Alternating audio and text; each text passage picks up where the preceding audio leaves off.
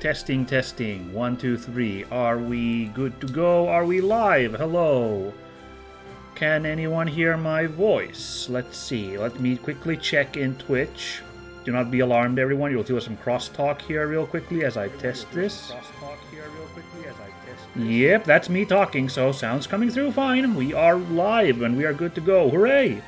Everyone, thank you for joining. It's time for another installment of Super Robot Wars 30. Huzzah! This is your pal Minsk, here to stream for you guys for a couple hours once again as we knock off a mission or two from our dossier. How are we doing here with missions? Right, we've got a pile over here. Got a whole lot to do here, of course, as we got so much unlocked last time once we made Earthfall. But first we're going to have to do a little bit of leveling up. Yaha! So, everyone, daha! I'm going to, I already looked at this a little bit before I started streaming today, I'm going to level up our lab once again. Remember that whenever we increase AO's research, every once in a while we get these milestones that are like plus 100 MXP at the end of each mission. So that's just going to have a ballooning effect. So I'm going to keep like increasing that just so we can just keep squeezing out more MXP. Eventually we'll just be able to like level up all the other stuff we want as we increase the output on this front. Hey, thanks. Updates have been applied to AO's research. This will help us squeeze more out of the AOs. Hooray! So, last time, just as a recap everybody, we finally began our descent onto Earth after operating in space for a while. We had an encounter with the mystery enemy at last. There was in fact a pilot among the mystery enemy. It was a dramatic encounter. At the same time, the Dreikreuz unlocked its giant cannon, and Oz unlocked a special new double graviton rifle attack for the Hütgebein. So that's exciting. Oh, give me just a second. I need to pull up my chat so I can see if we're getting any messages from anybody. So I'll just pop that up there. Like so. So I have 200 PP pilot points. I could like get something.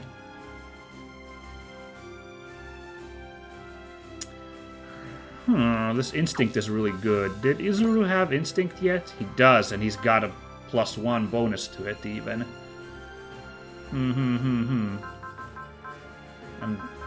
I have actually even bought that for him. Oh, right, but our new member, Quattro, let's see. He has also got instinct and all sorts of stuff. All right.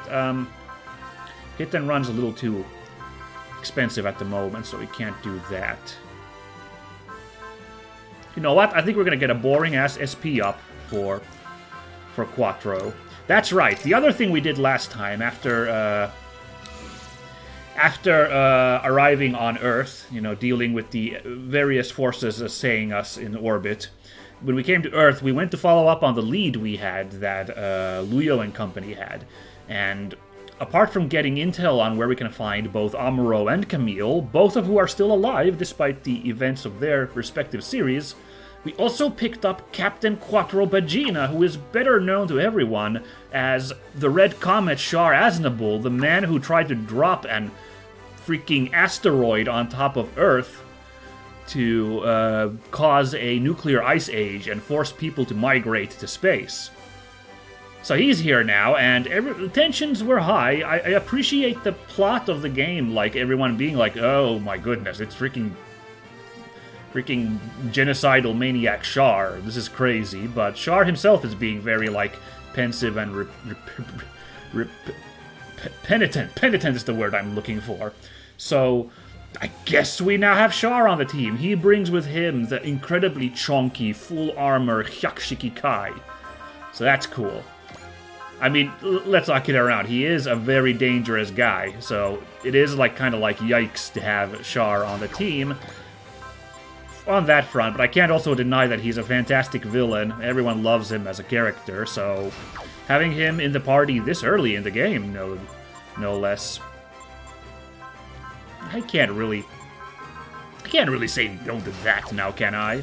So, while we figure out what we do with the red comet, so let's do a little level ups here. Man, we made a lot of bank last time. Look at all our credits. I'm like able to like buy a bunch of upgrades for everybody. Very funky.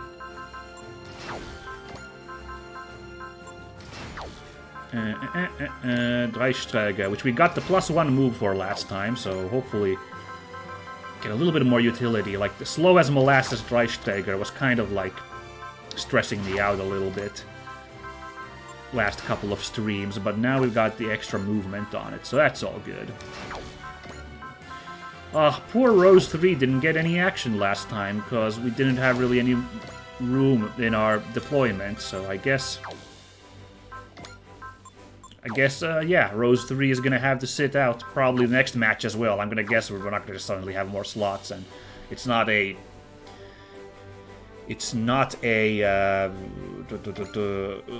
if we're doing the Amuro mission, it's not a Majestic Prince related like mission, so probably not gonna get her in the party. You know, just because it's called Golden Legacy, I'll just put that on the Hyakushiki for Hexies. Yeah, kind of, you know, it fits, because it's a big, bright, golden, big boy mech. Let's really quickly check the stats again, so I remember. So, it's rocking a beam coat, because that's what the gold paint is for. And, yeah, that's right, it did in fact have a long Mega Buster, which is like a...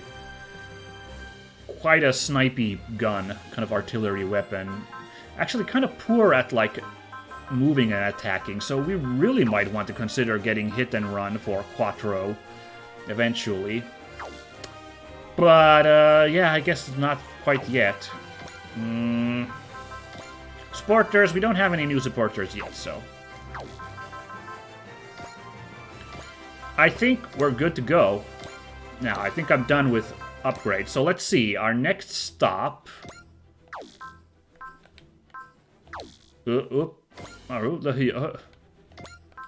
Let's see. We got all these, but these are just the conversation thingies. And we're working on... Oh, look at this. We're very close to getting this. We're probably gonna kill 2 enemies in the next mission, so I think we'll be okay on this front. I have a sneaking suspicion, but... Supporter commands 50 times is quite a bit. I haven't been using them too many. Well, we're slowly getting through all this. No prerequisites for the area missions, so, yeah. Anyway. Yeah, I guess we'll do the recommended. I guess, you know, we'll get to knocking these off eventually, these extra DLC things. Oh, there actually isn't that many than I thought, huh? There's only 4 at the minute. Oh, I guess once we do these 2, because these 2 are kind of like stopgaps for the DLC floodgates, shall we say, these 2 right here. I'll talk about them more once we do one of them, because I'm not a crazy fan about these missions. In fact, we might do that at one of those at the second mission today, just to like knock one out of the park, get it over with, so to speak. But let's do a warm-up by heading for Cheyenne, the White Meteor's contrail. Despite surviving Axis, Amuro laments his past as a new conflict draws closer. And hold on, no, I want to do this on the world map, of course. So Cheyenne is right there, Cheyenne Mountain in Colorado, I think? This is kind of embarrassing, but I don't remember where Cheyenne is. It's somewhere in the Four Corners states, but I mean, I can tell that much from the map, but I'm not a hundo. Where exactly? No exclamation points here for funky extra, like, deployments, so... And Anchorage has some relics going there, if we really wanted to go hunt for those. Kind of funny. But, let's roll on down to Cheyenne, shall we? Moving to Cheyenne and beginning mission.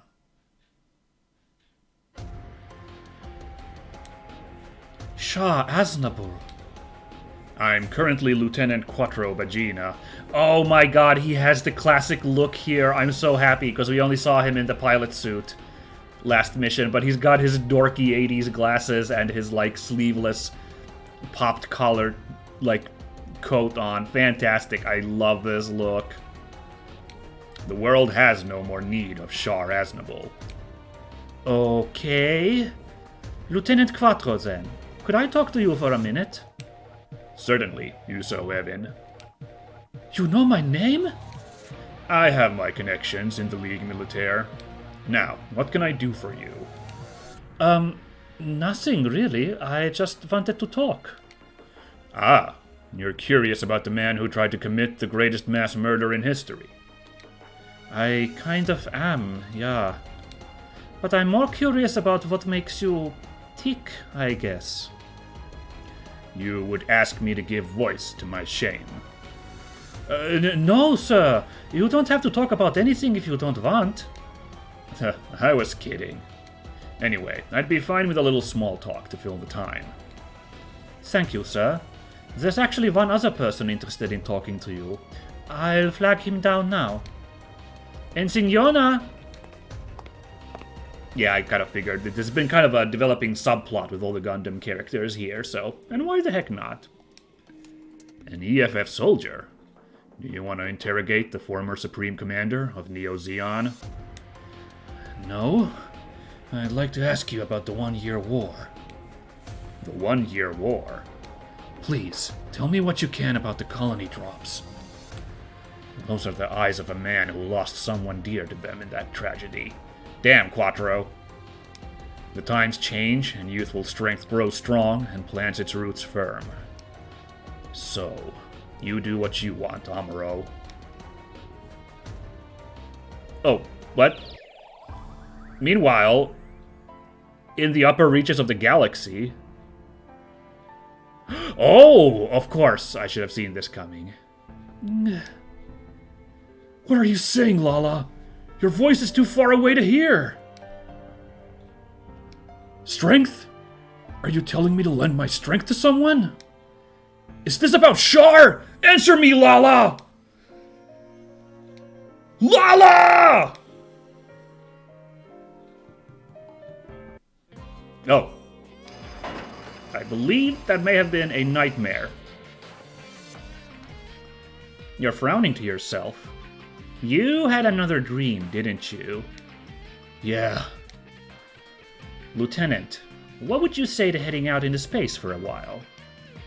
You're saying you want me to go out there and find Lala's roaming soul or something? At the very least, a trip would probably help to pull you out of your current rut. Not a chance. There's a war going on in space once again. I want no part of it. I've fought enough already, damn it. Right. I was rescued while floating through space on a chunk of Axis. I barely made it out of that alive. Oh, hey! Hello there! Nice little waving emoticon here from Mellowheart. Well, hello to you too as well. Welcome. We're just starting the Cheyenne Mountain mission here in Super Robot Wars. The preamble with our first meeting with Amuro here. So, hope you look forward to it. Are you a Gundam fan by any chance? Mellowheart? Is this a familiar series to you? Okay, cool. So I don't have to go through any kind of like elaborate spiel about what exactly is going on in this scene. That's groovy. I'll probably do a little bit at some points, again, for like the VODs, just in case someone watches this someday who isn't familiar with Gundam, but let's roll on. I've beaten SD Gundam Crossrays 100%. Oh, neato. I have not gotten around to playing that yet. I've never actually played any of the SD Gundam games myself. I've been too focused on Super Robot Wars for the past decade or so that I've been into, you know, Gundam and stuff, so... But I do know that game. It is one of those that's on my Steam wish list. Just kind of always in the back burner. I'll get to it someday, so... But good on you for beating that. 100% too. Very impressive. So anyway, let's carry on here with Cheyenne. And now here I am, confined again in Cheyenne this time, as a living memorial of the Axis shock. I guess the big difference compared to my time in confinement following the 1-year war is that this time they assigned you to me as my partner.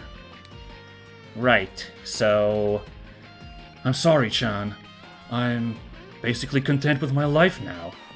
This is interesting. I guess we're not getting Amuro as a unit. He's done with the war. Well, isn't that a interesting twist for this game? I'm kept removed from the conflicts of the world, left to tinker with machinery as much as I like. I think maybe this is the life I've always wanted. If that's true, Amuro, then why do you have such a sad look in your eyes? Do I? You don't have to fight, no. But I just can't stand seeing you filled with so much sadness. John, wait! Oh, that's an odd... What the? Oh, those are some really funky retro anime sounds. The Psycho Frame reacted to you. Oh, they still have the Psycho Frame here. Interesting. Have you been carrying that around, Sean? The Psycho Frame saved you and the Earth in that battle. I keep a fragment of it on my necklace as a... well, a good luck charm. I'm sure normally I'd never get clearance for that, but I thought they had the whole thing there for a second. You know, the actual frame to fit on the freaking mobile suit. But okay, then it's just a little memento, which apparently still functions. You know what? That's par for course for the loosey-goosey science of the Psycho Frame, so we'll go with that. That tiny little thing. Amuro?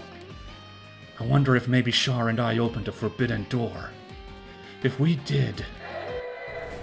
Oh, there we go. I was wondering. I thought... Okay. I thought that sound effect earlier would have been a prelude to this, but here we go. An attack? On Cheyenne Base? We'd better evacuate, Amuro. No. I can't. Not now. Huh? That tiny little Psycho Frame. Your life. It's connected it all for me. I can't stop, any more than the rest of mankind can. So...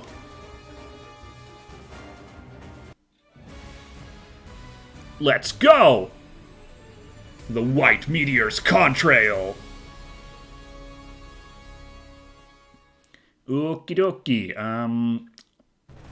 unfortunately, I am spoiled on what the unit we're gonna see in a second here is. It was in the trailers for the game, but doesn't mean that this isn't gonna be super cool. Oh geez, those J-Gons just got, like, crunked by... Wait, what were those units? We'll see in a second. The base's defense team has been wiped out! I'm all set on my end. Hey, look, he's in his costume already. We're good to go. Amuro, moving out! Let's go! It's the original Gundam! That's so cute! I'm so sorry. We could have avoided unnecessary casualties if I'd just gotten out here sooner. These are Kikaiju, huh? Oh, is that what we're fighting? It's not even... Oh! Interesting. See, I thought we've been fighting so many Zeon units so far in the game. I thought it was going to be just another wave of those. J-Gons or the Kikaiju? Yeah, the J-Gons I recognized, because I've seen those quite a few times. But these enemy units, right, they're Kikaiju from Mazinger. That's the one with Kikaiju, right? I get confused because my Getter Robo knowledge is really bad, so if it's not the dinosaur guys, I'd always forget what the bad guys in Getter Robo are, but... Right, it's Mazinger for Kikaiju. Got it. Groovy. Oh, that's kind of cute that Amuro's fighting Kikaiju. This feels like, it feels like a bit of like a throwback to the very first Super Robot Wars, where it was just, Gundam, Mazinger, and Getter Robo. So, you know, it's like, kind of like a little, like, wink nod that this is what the fights were like in the original game. So, let's go. Here I am in this machine, fighting Kikaiju making a 10-year comeback. This Gundam was furnished for me to give something to tinker with. It should be tuned up enough to handle live combat. I'll get this done so I can head into space! Alright, so, simple enough for the beginning. Defeat all enemies, Amuro shot down is the defeat condition. To eliminate enemies quickly, place your units in their firing ranges and choose your counterattacks carefully. Okay, I'll figure it out. Also, I have to say, as someone who watched, like, a decade ago, I watched the original Gundam. This is a very nostalgic song to hear, one of those just basic action musics that played in a bunch of the episodes. Yeah, this particular... Very, very classic. Ooh, Amuro starts with hit and run and second attack. Hold on, what's that now? It's, if skill is 30 or more above an enemy, after the counterattack follows up as if using support attack. Wow. Mellowheart says in chat, I've never watched it. I really want to, but not sure where to watch it. I'm gonna say the original Gundam is an acquired taste to watch, because it really is like an old retro anime. Like, you have to like be able to put up with actually 70s animation even. Like, it doesn't even have that crispness of like some 80s anime. It's got like... It's got like a really, really basic look to it. It does that Scooby-Doo thing a lot, where like details of objects are like very like poorly drawn, but then the background is super detailed. Like if you're good with that kind of Scooby-Doo look, then I think you can handle Gundam. That is fine. Gundam is Gundam, says Mellowheart. Yeah. It's a classic of the genre, and although there's a lot of weird stuff in it, because they were still kind of searching for what this series was going to be like. There's like this halfway point where they get the weird G-Fighter thing that they really focus on. That one was kind of like, okay. The halfway point of the series is a little rough, but once they get back to space, it's pretty good again after that. Overall, yeah, it was a good watch. I think it didn't do super good when it was localized into the United States back in like the turn of the millennium, cause Gundam Wing was the first Gundam series that was like localized in the States, and that was like kind of cutting edge animation, cutting edge series at that time in the late 90s. And then they followed it up with this kind of hokey old school Gundam. Apparently it didn't like do super good then, but that's fine. The legacy lives on. That's what counts. It's all good. So the Gundam itself doesn't have any particular specialities to it. Not a big surprise, seeing as it's this is such an old unit in the narrative of the story. This is basically, this is the first like mobile suit, or the first generation of mobile suits. And at this point in timeline, we have like Victory Gundam going on. So this is the equivalent of you watching like, I don't know, like Black Hawk Down or Jarhead, something about like modern warfare, and then someone rolls in with a British Mark IV tank from World War I. That's kind of the one. that's kind of the vibe of this this robot here right now, but it's fine. This one's a very mobile unit. That makes sense. That was what the original Gundam was supposed to be, like a more close combat unit. So we've got lots of options for getting in close. The Vulcans and the Beam Saber. And once we get enough morale, we can pull off an attack sequence. That sounds exciting. Pretty good range for a post-movement attack. And then, of course, a beam rifle for ranged attacks. Let me look at the chat again. Sorry, let's see. Amuro Ray is pretty overpowered early on because of second attack. Yeah, that's a surprisingly good skill to have this early in the game. Although, wonder how many enemies we're going to fight where the skill difference counts. I don't know, maybe we'll have right now. They are just like AI we're about to fight, the Kikaiju. And it has barrier. Oh, that's right, it does have a barrier here. Sorry, I missed these. Right, because, of course, the Gundam has a shield, so that's the one little extra thing the Gundam has. Okay, a shield to rock. Very good. So what do we only have 3 Kikaiju here. Quick look. Garasect V2. Oh yeah, this is definitely a Mazinger villain. Holy moly. They don't have as much health as I expected. Only 5,000? 5,500, if you want to be precise. Got it. Alright. Well, let's get in there and freaking slice and dice. Damn! Amuro's evasion. 0% chance to hit. Let us go. Fighting Kikaiju takes me back to my one-year war days. They may be stronger now, but so am I. I'll prove it! Sick. Okay, it was right, of course. In this timeline, they're, you know, Majinger and guys were fighting together in the one-year war, so, yeah. Oh, interesting. Mellowheart says in chat that on expert mode, they have 1300 HP. Fair point, I'm playing this on normal, because I just want to have a nice... I just want to have a nice time playing Super Robot Wars, so...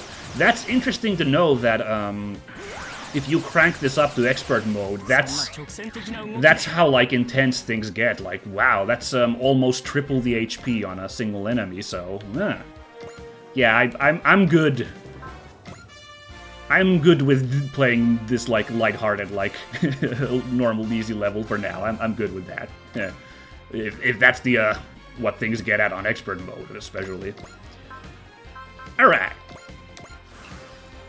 Opened up on the Kikaiju, so those HP aren't a ton, but of course they've got pretty good defense, so my Beam Saber didn't do too much to this guy. Oh, what? Super Expert, they have 13,000, but also have ace bonuses and are 20 levels higher than you. That's crazy. Freaking regular mooks with ace bonuses. Ah, sick. Amuro talking about fighting Kikaiju, I love that. I like that the animation's kind of stiff, because it actually gives that vibe I was talking about like original 70s anime.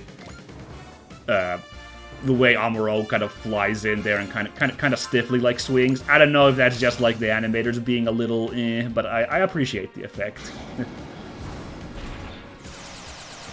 Ooh.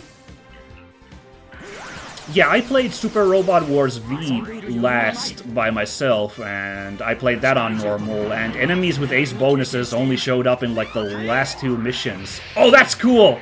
That cut in with the goggles, that's really sick. I love that. Snipe in. Yeah, in Super Robot Wars V, it was only, like, the final couple of levels the boss characters had ace bonuses, and that really was also a game changer. I was like, oh my god, suddenly this is really, really challenging in those last couple of stretches, so... freaking props to anyone who's got the skill to play this game with that kind of challenge. Kikaiju ace bonuses is pretty nutty. Minus 10% damage and plus 20% hit rate. Yeah, that's pretty rough, given with the... coupled with the 13,000 hit points? Yeah, that, holy moly. Those fights probably take a while, is all I can say. Because look at this, I haven't even beaten a single one of these yet, and I'm just playing on, like, really simple level here. Although, I think we're getting there. The one guy's almost dead, so let's get a kill for Amuro here. Especially because I want to reduce enemy attacks coming my way, so, Vulcan's probably... Oh, wow, Vulcan's strong enough to bop this guy. Okay, let's retreat back into base. Over here? Really? Vulcans are good enough? That's a really strong Vulcan. I'm surprised. I guess morale is adding up, huh? Okay. Yeah, take cover back in base, and... There we go. I guess with the very poor aim that these Kikaiju have, I guess I wouldn't be too worried about the evasion decay here, but I'll just in case I'll take that one guy out there, so... And let's make another cowardly safety save, and let's keep this ball rolling. So now, I think we had enough morale now to blast out the attack sequence. Let's see what this is. So it's ammo based, you can only do it 5 times.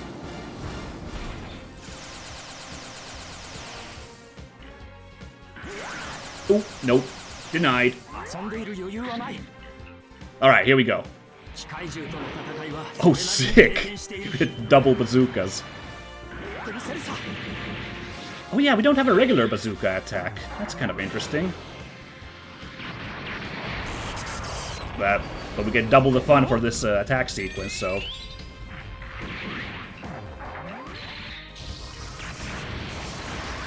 He tosses the bazooka, that's funny. Oh, classic pose! Wow, alright, never mind then. Now we're primed to kill some giant robots, I guess.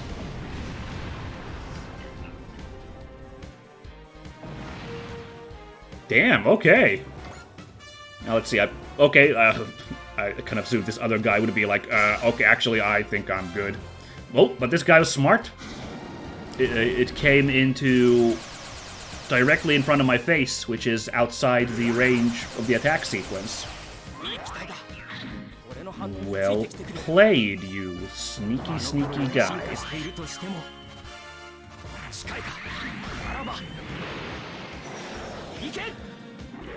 Yeah, eat it! Come on, lucky crit, lucky crit. Nah.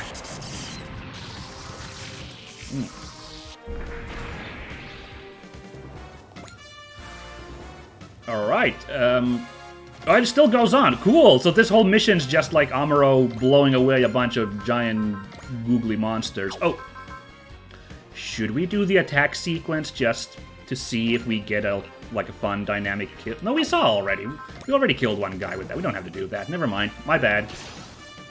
Yeah, we'll conserve those for, oh, I don't know. I don't know what we're conserving it for. Clearly we won the combat here, because this guy is down. Cherry tap to death.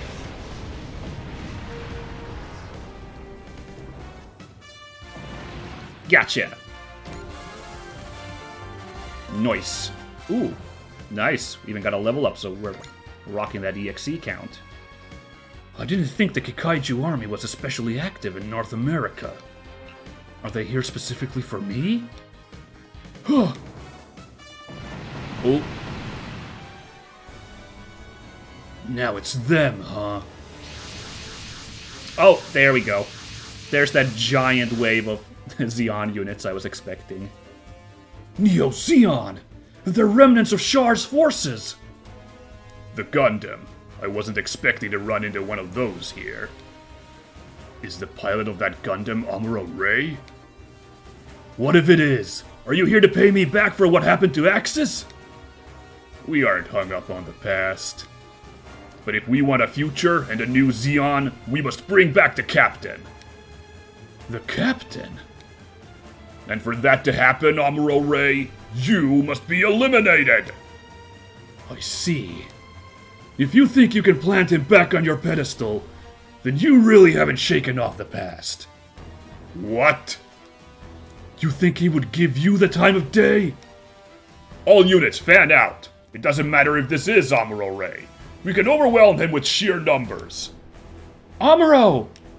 I won't die. I have something I need to do, precisely because I'm among the living. Okay, well, that is admittedly a lot of enemies. At this point, evasion decay might become a thing. Thankfully, I spent my turn, so we're gonna let them come to us for a turn. So at least we're not gonna be overwhelmed with attacks. Here, at least, so...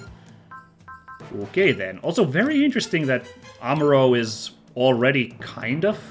I don't know what he meant by that, but he's already kind of like, standing for Char there a little bit. Being like, he wouldn't give you the time of day. I don't know what that's supposed to mean, but... Okay, so there's like 14 Gyaradogas rolling in. Alright, alright. 32% to hit. I see. This is where it gets a little hot. I'm not gonna use focus yet. There's only a couple of them will get an attack off this turn, so I'm gonna just like cross my fingers. Hope we can take this. The battle between Neo Zeon and the Londo Bell. Maybe that's what triggered the forbidden door being opened to mankind. But even if it was, Okay. Alright, here we go. Oh, wow! 7,800 hit points! What bizarro world are we in? Where these Gyaradogas are like... chunkier than, like, crazy Mazinger robots. That's really funny.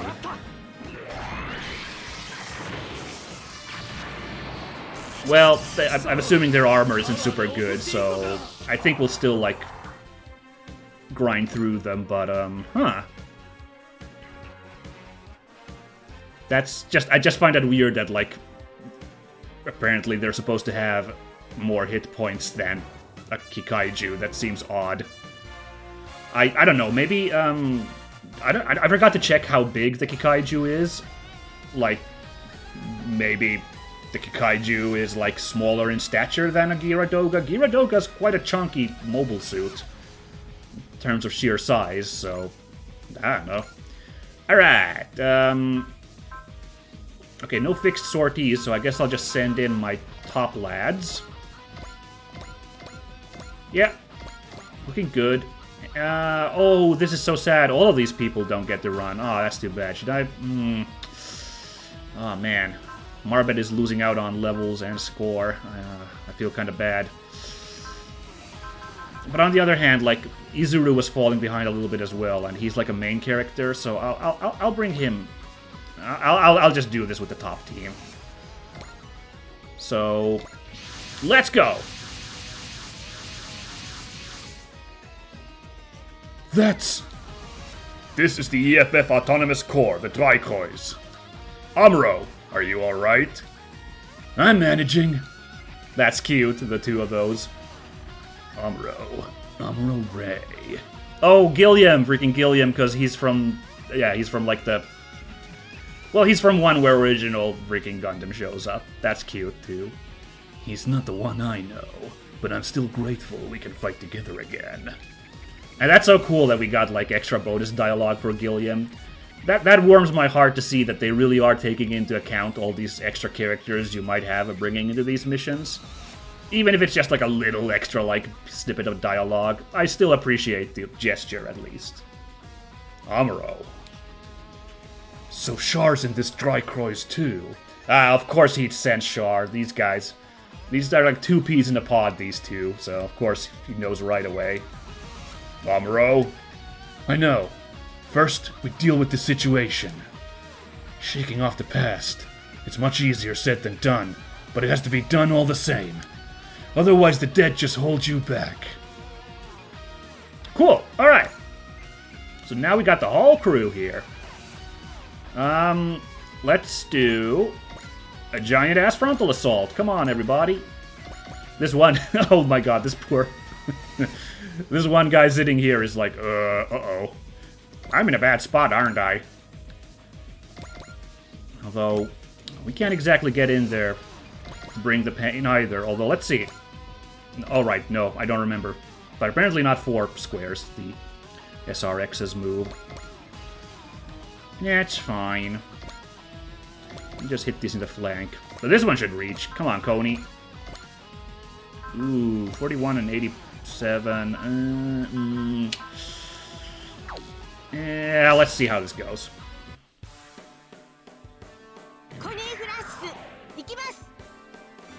Let's go. Come on. Yeah, got the hit. Actually, it's the reprisal I'm more worried about.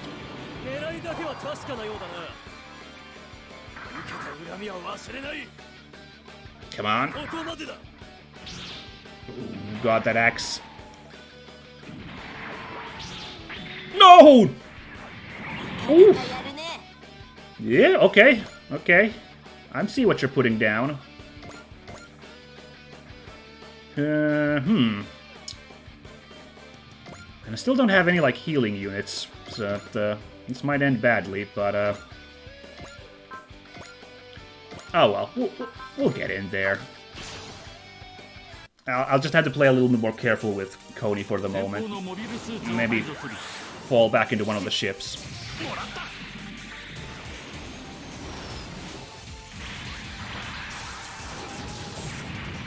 Ooh, getting close.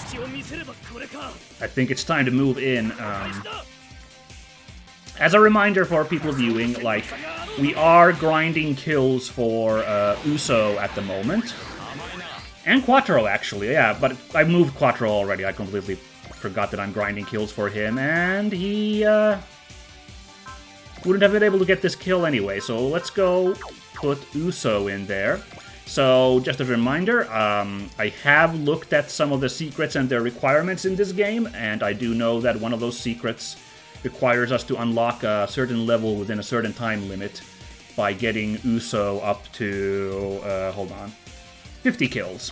So, that's why we're working on getting these kills for our boy here. What? Not enough to kill? Okay.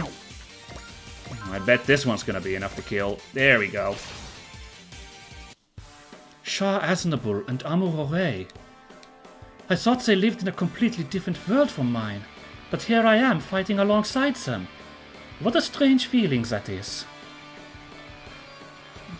Yeah, I guess in the series it is a completely different world, since there's like 60 years difference in time between these characters.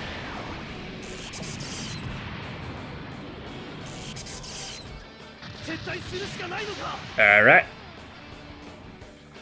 Clean.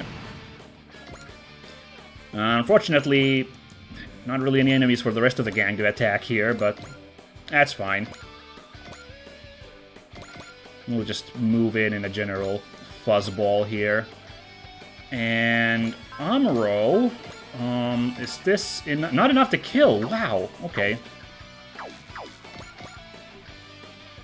Oh gosh, should I just go into the thick of it here? It's gonna be a lot of attacks coming at Amuro. Let's take this, because don't these positions have, no. Yeah, you get 10% defense, 10% evasion on the buildings, so... Let's just take a position here and be like, come at me, bros. And I am gonna pop focus for this one, because I predict a whole lot of attacks in my general direction.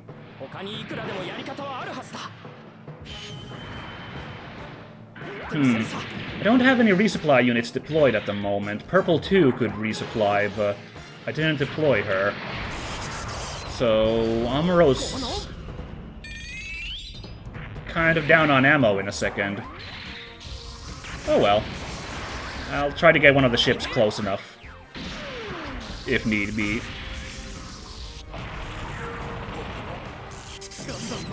Yeah, it's pretty good damage. You can't complain.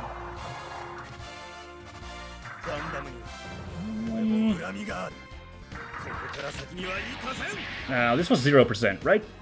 Yeah. Clean dodge. Let's end the turn right now and here. Oh, okay. Going in for Uso. Yeah, we could probably play it a little loosey-goosey with the focus. We'll save it until we get closer in there.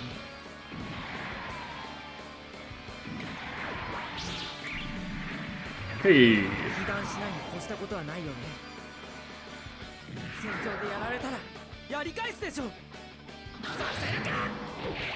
Oh yeah. No, come on, big damage. Oh wow, I forgot. He really lays in on that attack animation. I like it. Ooh, but yeah, wow, Kiradogas are such chunky boys. It's surprising me.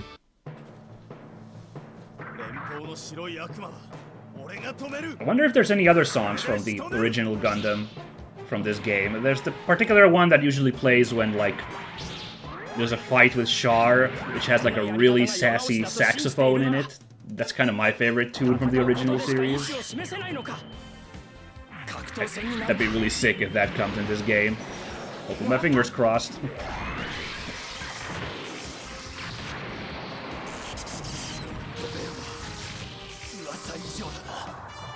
Yeah, we can take this. Oh, okay, I really thought more of them would be going after Amuro, but alright, this is fine too.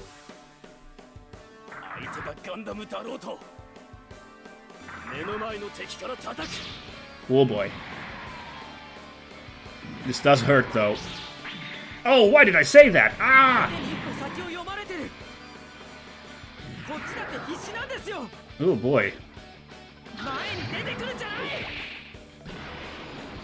Whoop.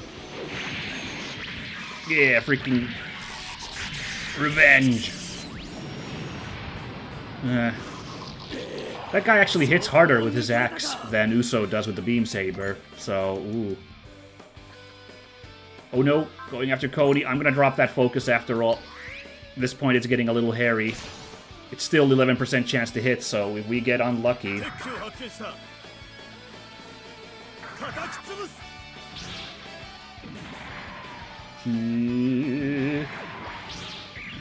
Whew, okay.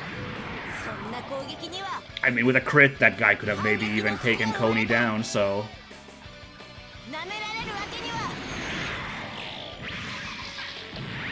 Yeah. Hey, we got the crit. Lucky. Okay, and this guy... Oh, sick! Awesome! Gonna get a kill for us.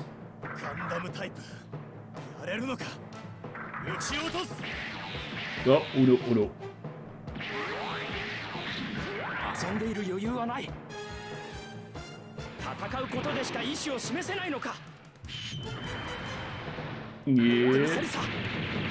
Yeah. Open up. I don't remember him fighting with two bazookas in the series ever, but I mean, clearly it works. This, by the way, is the first unit in this game we've encountered where I actually own a model of this specific unit. That was in fact the first gunpla I ever built. I thought might as well start with the original classic, so I bought the it's the 1 Year War version of the Master Grade Mobile Suit Gundam. So, yay! It also feels very nice to have this unit in my team. And it's really weird that usually the very original Gundam gets ignored in modern Super Robot Wars, but I guess for the 30th anniversary they're like, let's wheel out this old clunker of a mobile suit. Wow! He's good. Really good. I've seen his data, but actually seeing Amuro Ray on the field in the flesh. I'm suddenly real glad I fight for the Federation. If I fought for Zeon, I'd have to go up against that guy. Amuro Ray, the white meteor of the Federation. Wow, it's like he's got eyes in the back of his head. Or more like all over his body. I could train forever and not be half that good. Damn, they are really hyping up Amuro here. I mean, can you blame them? But, like, that's really... that's kind of fun. Alright, so I've been getting hit all the damn time because I haven't taken this focus. And I'm still gonna play it risky. Look at me. The White Meteor. The new type Amuro Ray. If I had strength like his, I could... do this? Like... Yona's already pretty damn good, but... I guess it's the narrative is like, no, he's not supposed to be that amazing. No, not this time.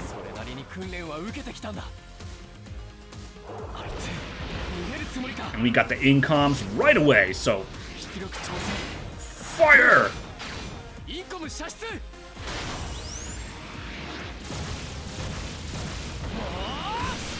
Yeah! Oh, nice, okay. That's a good early damage source. Good stuff. Yeah. Guess we're shooting a beam rifle now. That's fine, too.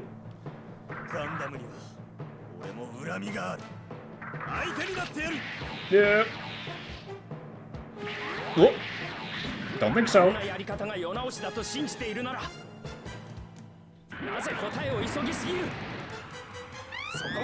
Oh, I love that. That's so old school. That cut in with those goofy goggles.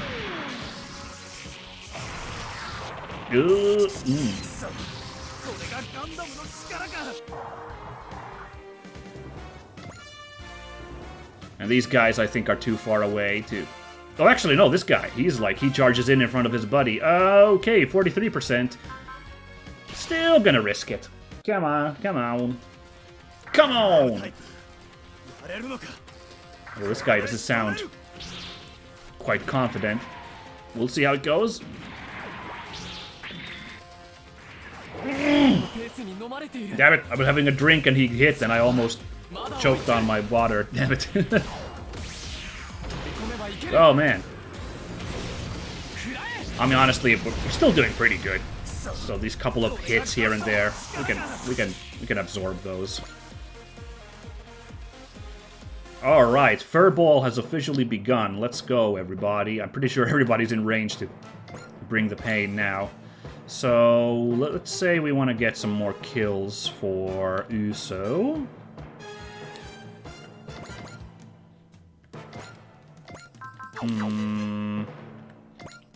Guy has the least hit points. No, hold on, hold on. I need to get those kills for Char. So, I do need to... Char is another secret that I'm working on, so we need to get some kills for him as well. Plus, we never saw what his explosive bolt attack is when we got him in the last mission. So, let's go and explode. 2% chance of missing? We'll risk it. Amuro, the choice you made was to keep fighting. That's the man I know. Damn. Quattro with the respect. Ooh. He made a dodge. I hope it doesn't count. Ooh. Oh, it's just a kick. Oh, wow. That's brutal. So, like... He uppercuts the robot and, like, I think he had the explosive bolts in the wrist. So that's, like, up close, like, wrist launch. That's a pretty sick attack. Alright, cool. We got a kill for Char. Oh, sorry, Quattro. Whoops. I always get that mixed up. And if we really wanted to, we could maybe kill this guy with Uso. Not with the Beam Smart Gun. Not at that range, but the Overhand Cannon. We'll probably get the work done. I'll just move in a little bit. Center. Yeah, enough. So, good. Kills for the whole lot I'm looking for. Now, let me just quickly check my notes. Is there somebody else I should be getting kills for? Not at the moment, no. Nobody else in the team. This Super Robot Wars doesn't have a ton of these kill requirement characters, although some of them require a ton of kills, though, so I guess there's that. Nice, we got the kills we needed. I'm gonna make another save to make sure of that, and let's then open up with the rest of the team.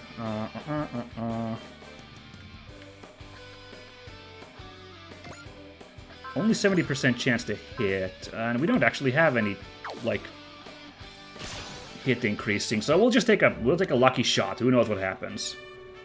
Amuro, I thought he was living out his days in confinement. I never thought I'd see him voluntarily take the field again. He's got that fire again. It's like that time after I slapped him. Oh god, we're like reminiscing about that? This refers to the change in Amuro's resolve during the 1-year war following an altercation with Bright. At the time, Amuro was unwilling to go out to fight and was slapped by Bright not once but twice. It was only after he mentioned Char's name and was scolded by his childhood friend Frau Bo that Amuro finally found his reason to keep fighting. Yeah, I'm not a super fan of this scene, I have to say. I know, like, a lot of people always meme about, yeah, Bright slaps, they'll make a man out of you, but that's... I don't think that's great to go around doing that. But, alright.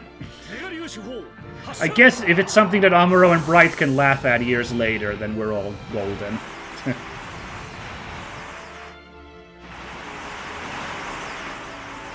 Oh, okay, I was already expecting a dodge there. No. Good shooting, Bright. Yeah, nice. From far range as well.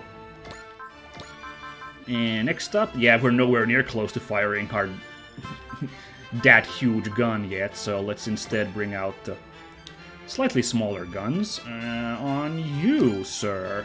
79%. I guess we'll see where that goes. I don't know why I'm playing this conservative with my spirit points, but I feel like this is it, like this Gyaradoga encounter's the last we're having in this mission.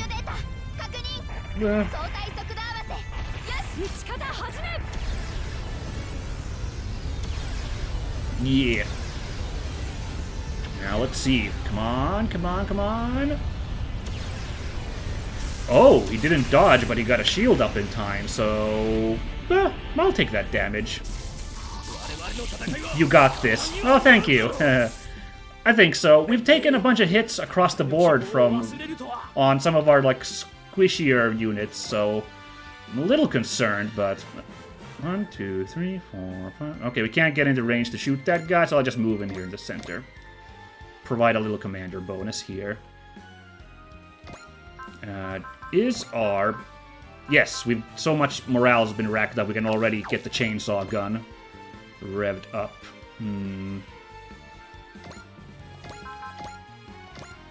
Alright, now those are percentages I like to see. Ah, going to play Mine in the background, says Mellow Heart. Hey, go right ahead, just try to keep the spoilers to a minimum, because I'm assuming you are quite a bit further ahead than I am, since I'm at the start of the game, so... Leveling up my Psybuster. Ah, cool. That's a plan as well, definitely. It's a good unit. And don't worry, that's not a spoiler. I know that unit's in this game, so no sweat about that. I'm thinking more like crazy plot details that might be happening. Let's try to keep those in a minimum if possible. Thank you. Yeah.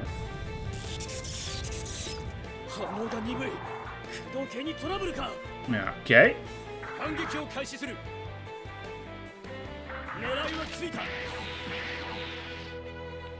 Nope. Still not. The current counter on hits on any Majestic Prince unit is still at 0. I'm not spoiling anything. Well, thank you. I'm on New Game Plus on Earth Route, so... Ah, okay. Yeah. I started with Space Route, so... Space Route. So, of course, I'm... It's kind of a different perspective here, although... I think at around this point in the game, they start to, like, match up all the... like levels to some degree. I think so. Yeah.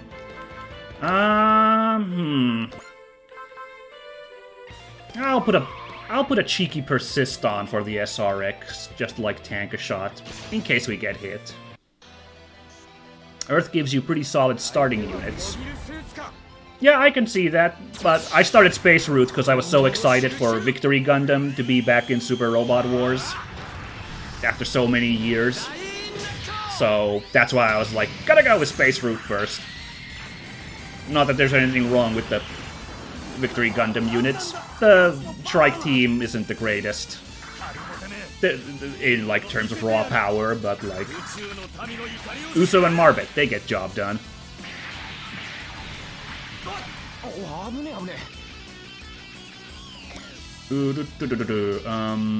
Speaking of that, should I attack with Coney, because she is a little bit hurt?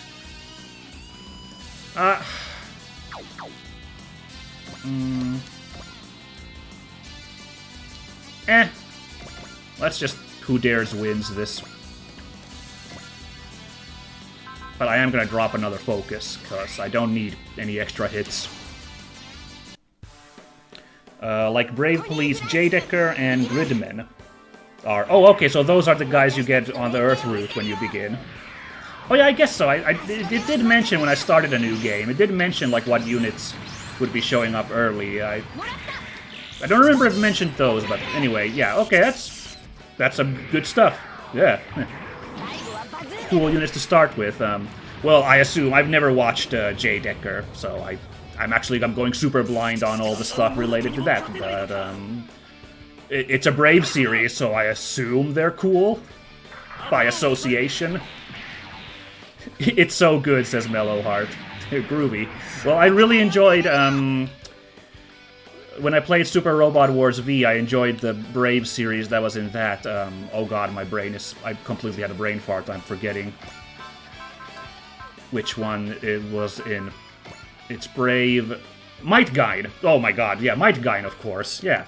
I really enjoyed that and its inclusion in Super Robot Wars, so I'm assuming J-Decker's gonna be just as cool. We'll find out when I get to those levels. eventually. Maybe I'll put a cheeky persist on Asagi.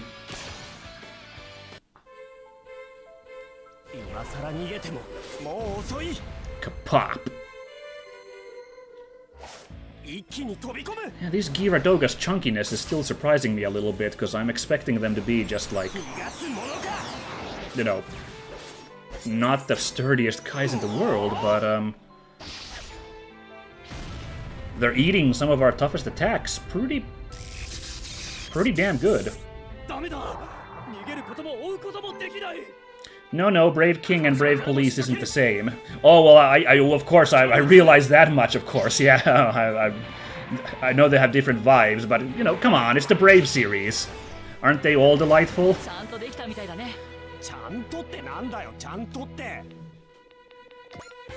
Okay. Jerevnega would be able to attack somebody. Let's go over there. Oh, by the way, just as a reminder to everybody, don't be shocked, anybody watching this, if you missed last stream. I swapped out the Daidarion's theme song because I really wasn't feeling his default theme song, so brace for freaking transformation.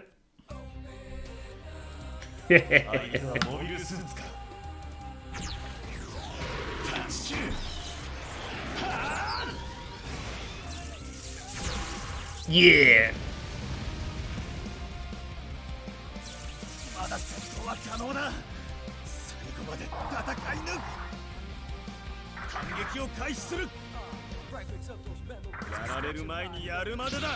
Come on, bring it on.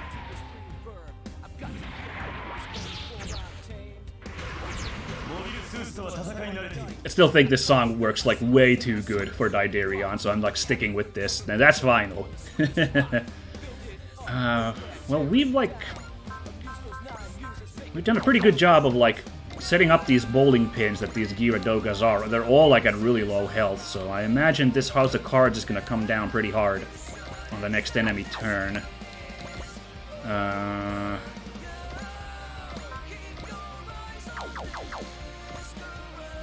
Let's go move in here to help out Amuro, I guess.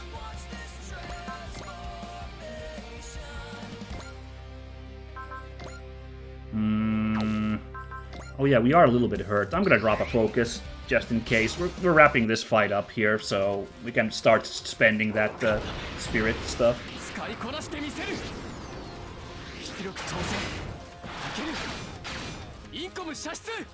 Ka-chunk!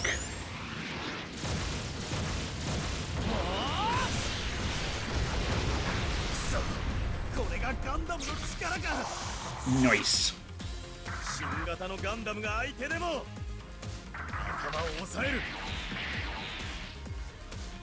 Nope. Yeah. What units? We still got the Gespenst here. Slash Ripper is not online. Neither is Neutron Beam. Wow. Kind of poor morale growth on Gilliam here. We'll manage.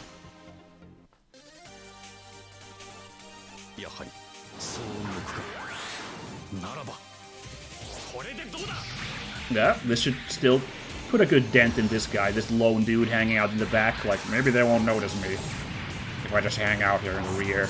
Nah.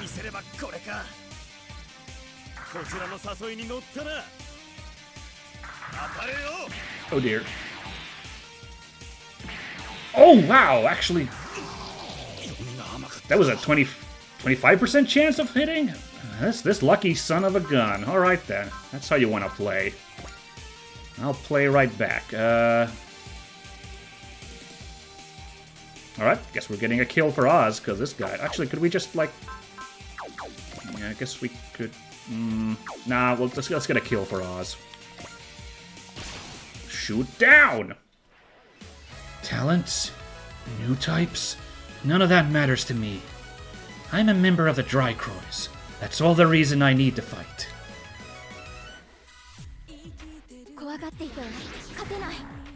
Alright, come on.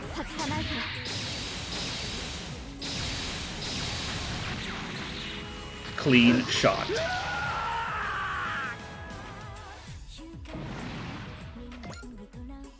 Alright, and let's not forget Amuro himself still holding it up over here. We got 2 attack sequences left. That's fine. I'm gonna center myself a little bit. Let's get a little aggressive here. Oh, enemy is... oh, right, because, yeah, this isn't the kaiju. Right. Gonna spend another focus. Look at all that. We've been stockpiling all of that, spirit points.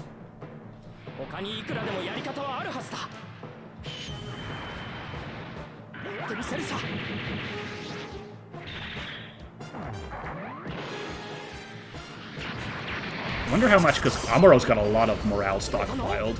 Let's see how much damage this does now. Yeah, eat it.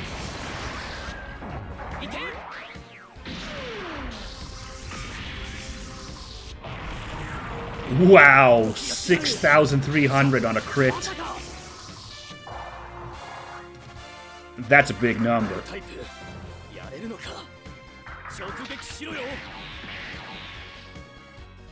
Nope, denied.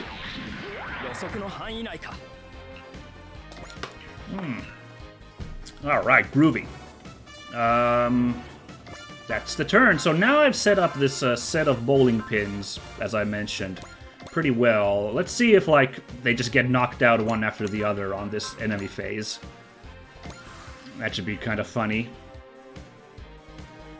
Oh, well, probably not, because... Oh, well, actually, yeah, we have a pretty good chance of hitting with our anti-air machine gun. I was like, oh, this opportunistic dingus going after the raw Kylum. Come on, then.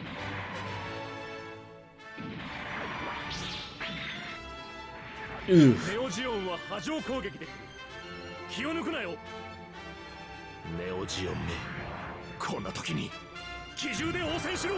Come on, come on, come on. 7% chance of missing. I'm hoping we don't get that. There we go. Oh, interesting. The raw Kylum's anti-air guns has sight down as an effect, which means the enemy's aim goes down. That could be handy in some situation. We'll have to see. We got an item, a sub-FCS.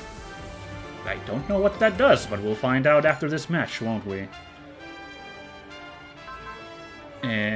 Alright, I'm just gonna kick this guy in the head. This guy has a lot of health. We didn't really get a chance to work him. But thankfully, the SRX hits like a pile of trucks, so... Yeah, sure. Yeah, go ahead and try.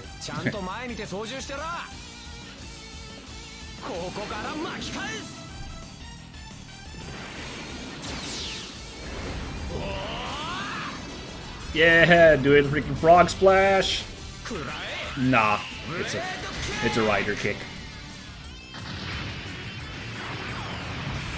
Dude. The same damage Amuro did, but with, like, no crit on it, and that's not even his strongest attack. Oh. Interesting. Going after the Dreikreuz. I'm gonna drop that focus now, just so I can get some hits here. 78% is pretty good chances, but I've been so lucky today with those odds, I'm gonna tilt it a little in my favor.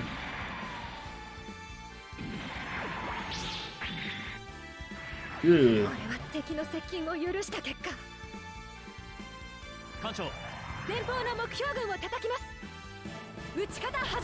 I guess they are at least playing smart. They're trying to go after my battleships, so...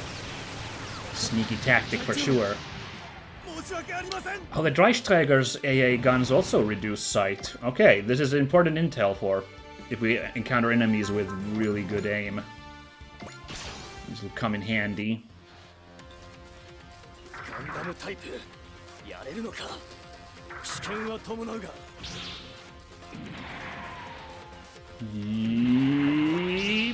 Okay.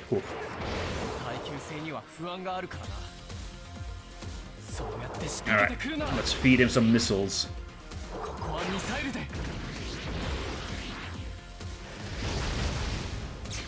Yeah. Annihilated.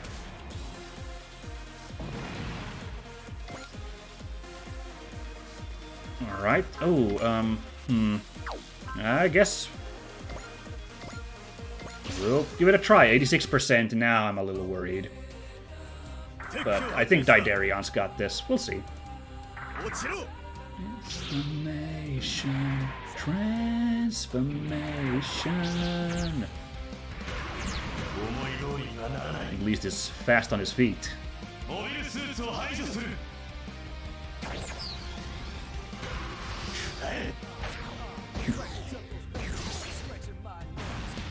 Gotcha! Oh, Mellow Heart says, Ichinana Breastfire, great attack. Oh, that's some Majinger thing, right? Yeah, I can imagine. Breastfire usually hits pretty damn hard. Haven't gotten that unit yet, as you can see, but I'm sure we'll get it pretty soon with all the missions here on Earth now unlocked. Hooyah!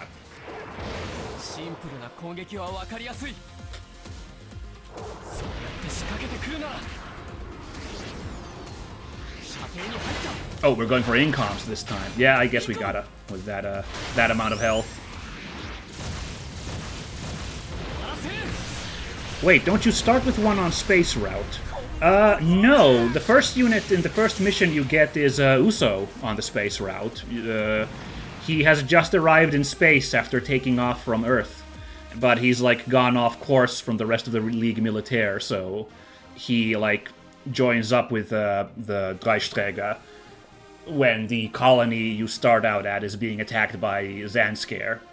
Yeah, and then you get the rest of the League Militaire, the rest of the Victory Gundam units in a second mission, and also the Majestic Prince guys. That's what you get at the start of the space route.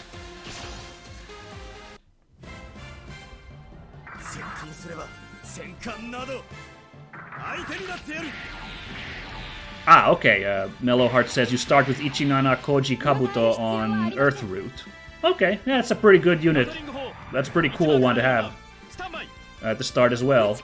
Like I said, I was all about that Victory Gundam, so my choice was locked in, but... It's funny because I'm not even, like, I haven't really watched Victory Gundam the anime, and I'm not really tempted because I've seen the clips of how, like, grim it is. Like, what a total misery fest it is, but, like, I like the series when it shows up in Super Robot Wars, so I'm, like, really thrilled that we get to do Victory Gundam again. After, like... Well, I played Alpha, that's where Victory Gundam showed up. I think it's been in a couple of Super Robot Wars after that one, but like not in like a decade, at least. Yeah, we got this.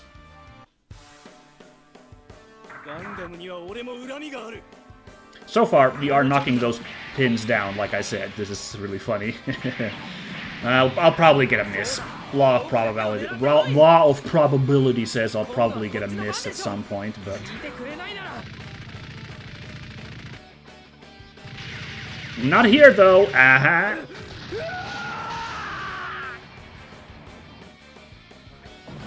And I think it's just the one guy now, so... Oh, going after Red 5. Oh, and oh my goodness, we can't get the kill here, really. Damn. This one guy, this lucky son of a gun. He ruined my perfect, like, domino plan here. Ah, well. On the bright side, we get another kill for Char. Quattro. Excuse me. So... It's all good.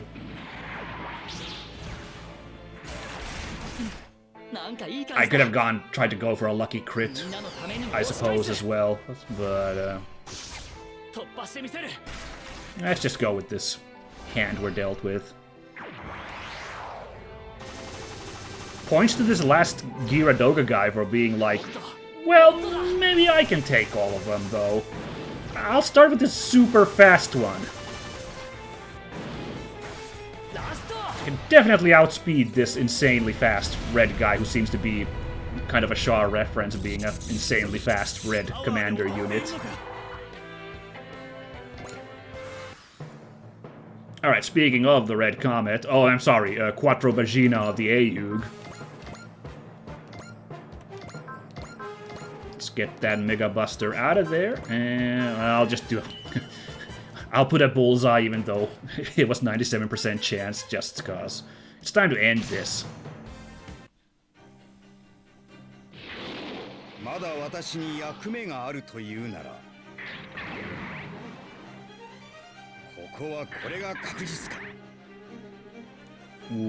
Okay. Yes, the big gun. Oh my god, almost 7,000 damage. I didn't have a chance to notice in our previous encounter that his gun hits that hard. Wow. All Neo-Zeon forces have been destroyed. This team is similar to the one deployed in San Francisco. The men that wanted to reclaim Shar Aznable were targeting Amuro Ray. That old war is still raging on, just in a different form. The old war, huh? I have to find out for myself what lies beyond that war. As the man who opened the door, and as a living being. Damn, this warrior poet Amuro here. Who's piloting this machine? Me, sir. I'm the narrative's test pilot. I see. Don't let the dead consume you. Sir? That was interesting. Hey, nice to see you again, Lieutenant Amuro. You too, Warrant Officer Chan. Glad to be here again, Astanaj. So, you mean... Cheyenne Base has been wrecked up pretty bad. That's more than enough reason to leave. So, I'll be signing on with this team.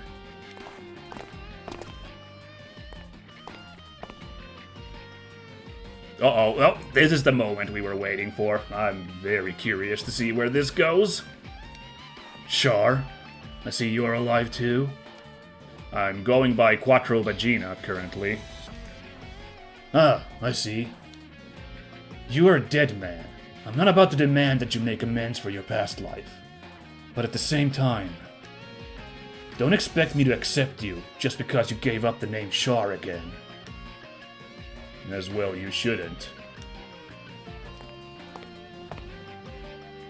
Let me be clear right now. If you're signing on with the Dreikreuz, then leave the vendettas at the door.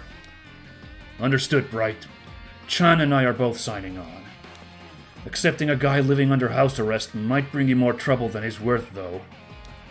We're an autonomous group. If they want to bring up complaints over something that petty, I'll give them a piece of my mind.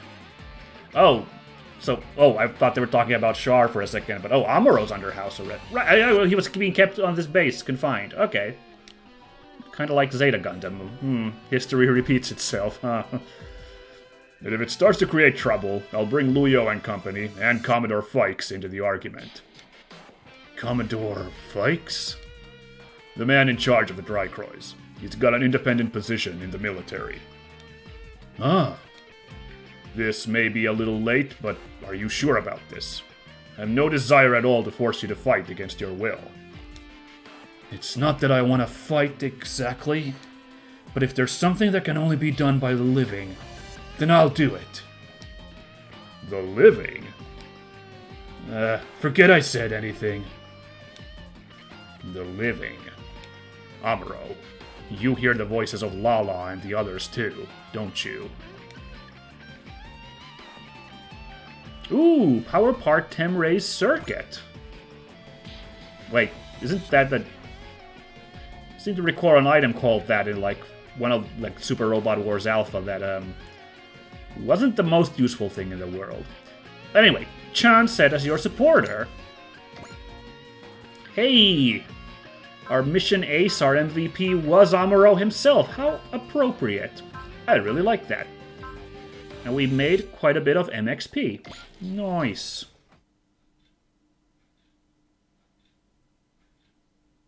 Oh, okay, I was scared for a second. That was a long load moment. Like, are you good, game? Alright, groovy stuff. Let's take a quick look at the mission screen, and then we're gonna have a quick break after that. But now let's see what's going on here. Aha! So yeah. So this is the mission that was previously named... hold on, I have my notes here. Augusta Remembrances. Augusta Remember... So anyway, this is the Camille mission, and that's what we're working on with Quattro at the moment. So, like I said, Quattro needs to get 20 kills before we do this mission, and I don't think we're there yet. Let's take a quick look at our pilot list. Quattro is sitting at 16 kills, so like we're gonna get there soon, but we're not gonna do this mission just yet, because I'm trying to get this secret that a little bird told me about.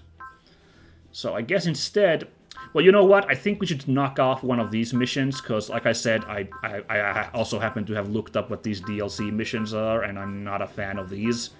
So I think I'd rather, like, take one of them off right about now.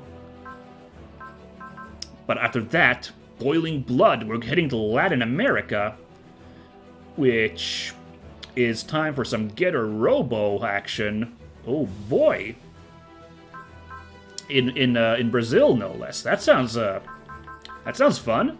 Sounds like a good time, so I'm looking forward to that. But first we gotta do one of these. But first... Oh, hey, we got a prerequisite. What is this? Alone in the Wild. Prerequisites. Have Amuro destroy 30 enemy units. Okay. Interesting. We finally got a prerequisite for an area mission. I guess we'll work on that as well, apart from all the secret ones. Oh, hold on. Here's something from Mellowheart. Hold on. Elemental Lord. Do that. That is my baby. You know what? I can respect that. Like, it's the same way as I'm with the one that hasn't unlocked yet. The main character unit from Super Robot Wars Alpha is also a DLC character, but I guess we have to do one of these first to get there. But you know what? I can can definitely do the Elemental Lord. That's no problem at all. And then we'll worry about these in some future stream, I guess. There's plenty of stream time for that, so. We don't have any prerequisites, but any missions on board? Ooh, we do have a mission thing. Let's do this real quickly, and then we're gonna take that break I was talking about. And then we'll do the Elemental Lord. Yeah, sounds like a plan. But let's do total score 300 real quick-alike. Because this is just one of those chatty missions that would give us cool rewards. The squadrons reached 300 total score. Quite the record in more ways than one. I should have known you'd be keeping track of that, my record-obsessed XO. All part of my duties. It might look like just a number, but there's a dramatic and emotional story behind every foe we defeat. Looks like the Dreikreuz is getting a little emotional itself. To celebrate the big 300, it's gifted us a special skill program. Thank you, Dreikreuz. 300 is more than just a number. It represents the course we've taken to victory. We'll stay the course as we travel onwards and upwards, for the sake of liberty and peace. Okay, this is getting a little too mushy here, come on now. Our next goal is a lofty one, a kill score of 2,000. With the entire crew doing their very best, we'll get there in no time. Cool, so what's the reward? Break morale. Ooh, break morale limit. I'm actually gonna sit on that, I think, before I put that on somebody. I don't think I have any appropriate unit who could really benefit from that at the moment. But maybe I'll have to meditate on who I could put that on. What that does is, assuming it works like I think it does, it increases your morale cap from 150 to 160, which can have benefits. Yeah. Nah, I'm gonna make another save now that we did that skit. Save and Cheyenne. There we go. But, now is a great time to take a quick bio break, so I am going to walk off for just a bit. You folks at home as well, go grab something to drink. Please use the commode if you so need to. I might have to myself. And in like 5 minutes or 10 minutes or so, we'll be back, and we're gonna be doing Oh, so here's quick for Mellow Heart. It's 150 to 155. Oh, okay, okay. My bad. I thought the morale thing increases by 10 a pop. It's 5 a pop now. That's still something. Yeah. But, yeah, as I was saying, feel free to take a quick walkabout, get under a drink, and we'll catch you here in 5 or 10 minutes or so. Okay, bye!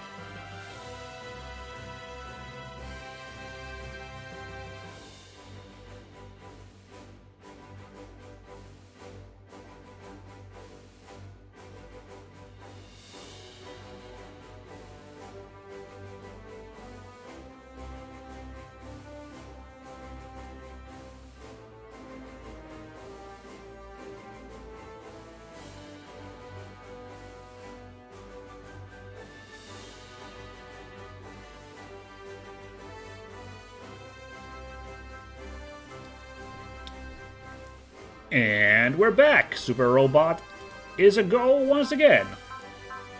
Alright, so let's strap in. We've already played for an hour and a half, so I'm thinking we're gonna at least... Yeah, we're gonna do the one mission for sure. Depending on how quick it is, we might do another mission. I don't know. We'll see how I'm faring at that point. But oh, thank you. Mellow Heart says, welcome back. Glad to see you're still here as well. So we're gonna take care of upgrades here real quick, and then we're gonna roll on over to look into this Elemental Lord business. Sounds exciting. Now, I have been leveling up the lab a lot. I don't think we need this quite yet. Oh, we don't actually have a ton of MXP. Never mind then, because I was thinking of getting no, was it the... Right, this mess hall, when you get to level 6, all allies gain +1 move the turn they sortie. That's, like, really, really good.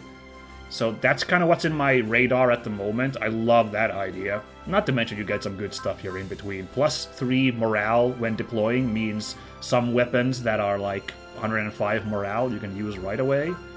And also just +30 max SP is really good, too. So I think I'm going to work on this, but I can't actually really buy anything at the moment. We're going into a side extra mission, so I think it's okay if we don't level up the AOs at the moment. We can weather through that. Do I want to buy any abilities? Oh, of course I do. Oh my goodness.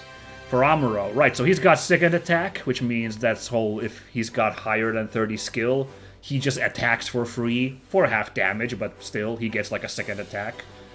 But that's dependent on his skill being over the 230, so...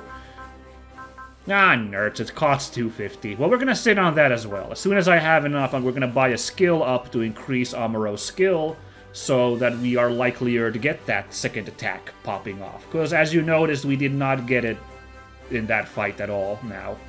In the Cheyenne throwdown, so...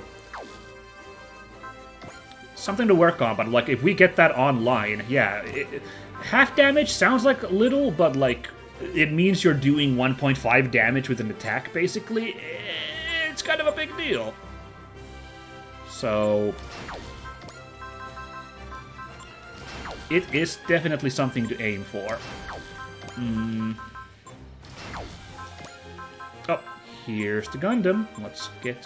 Money seems to be okay for us. Like, I still seem to, like, get a couple of items for, like, everybody here. Just fine. MXP, though, and PP, apparently, take a little bit more work on. Maybe I should consider some upgrades that increase their gain rate? I'll think about it. I'm not as worried about the skills as I am about those MXP things. Mellow Heart asks, you've played a lot of old SRW, right? Yeah, I guess I've never mentioned. I've beaten a few of them. I've played across the board, honestly. I've beaten Alpha and W and UX. So those W is on the Nintendo DS, UX is on the 3DS, Alpha was on the PlayStation, and oh yeah, Reversal R on the Advance. I've beaten that. Okay, cool. I have a question for you then. I'm fighting a boss right now and not sure who he is. All right, sure. Maybe I can tell you who we are dealing with. Sure. All right. I'll allow this spoiler here just for Hexies. Go ahead and mention who it is, and maybe I've heard of them. But oh yeah, sorry. I was leveling up here in the meanwhile. I've played a fair bit more as well, but those are the ones I've beaten. I've dabbled in a lot of them. Certain ones I just kind of like. I tried those really early ones, but they are really tough, so I had to like give up on those. after a while. Those were like not like actual like really challenging. Sorry, those are like actual really challenging tactical RPGs that put you in through a grinder, not like these like feel good blow up robots all day games that the more modern ones are. So. Oh wow, Temray's Circuit, +2 move, +5 sight and mobility, +1 to range of non-map, non-range 1 weapons. Huh. See, there's a joke item in, like, I think it's Super Robot Wars Alpha called Temray's Circuit, which just makes your stats terrible, as a reference to, like, a weird piece of junk item that Temray makes in Gundam. This one's pretty killer, unless they're lying to me. Ultimum Deus Initium Hypsistos ZX. That's certainly an ostentatious name, but I'm gonna have to admit here, I'm sorry to say, I don't know who that is. They sound really important, though. I imagine that's a very tough boss if they're called Ultium Deus Initium Hypsistos Zeta X. Wow. Let me think. I'm trying to rack my brain here if I've ever heard of someone like that. I don't think so, no. I'm sorry, that's a really funny name. Oh, Sub FCS, +10 sight. Oh,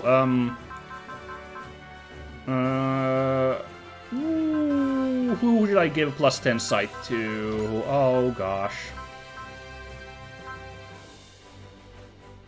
I don't know who to give that to. Just his name is Advent. No, I hate to say it. That's still not ringing bells for me. So if this guy is from some series I haven't watched either, or then it's from a Super Robot Wars I'm not familiar with, because I'm still making my way through a lot of these ones. So, so sorry. This guy rings no bells for me. This Mr. Ostentatious.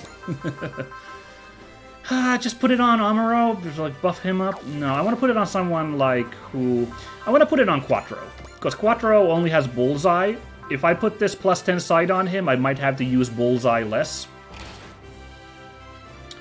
Would you mind if I sent you a picture of his unit? I guess not, but I send to where? I'm sorry to say, I don't know. Oh, I guess if you can put a link... Like, maybe if you have a link to the chat, maybe? If you mean that. Yeah, I guess you can do that, sure. If anyone else is watching, like, maybe you can help out Mellow Heart here on who this character is, because I don't know. I'm drawing a blank. Okay, I think we're done with, our leveling up here, because we didn't have to do... I'm stockpiling points to buy stuff for Amuro and for the Dreikreuz, so yeah. Let's get on with the mission. No, is it the mission? There we go. Alright, oh, before we go there real quickly, I'm gonna check. Mellow Heart has put a link in the chat for picture of this character. I'm gonna really quickly look at this. Oh, wow, wow. Huh. That's something. No, I definitely remembered if I'd ever seen a unit like this, and for people at home who can't see this, it's a giant golden glowing pile of crystal thing. Oh, well, you know, it kind of, but probably isn't. It kind of looks like a unit from Fafnir, those golden bad guy aliens from Fafnir in the Azure. But like Fafnir isn't in this game, so it's not from that. But like visually, that's what you should be thinking of: is this weird geometric, crystalline golden giga dude. With the pilot is a sparkly blue-eyed pretty guy, really Bichon, and look there, huh? interdesting. Kind of looks like the head, and I say head in loose quotes of the robot, kind of looks like the in Dark Souls, the Titanite demon has that weird, like, flat, horned, faceless head.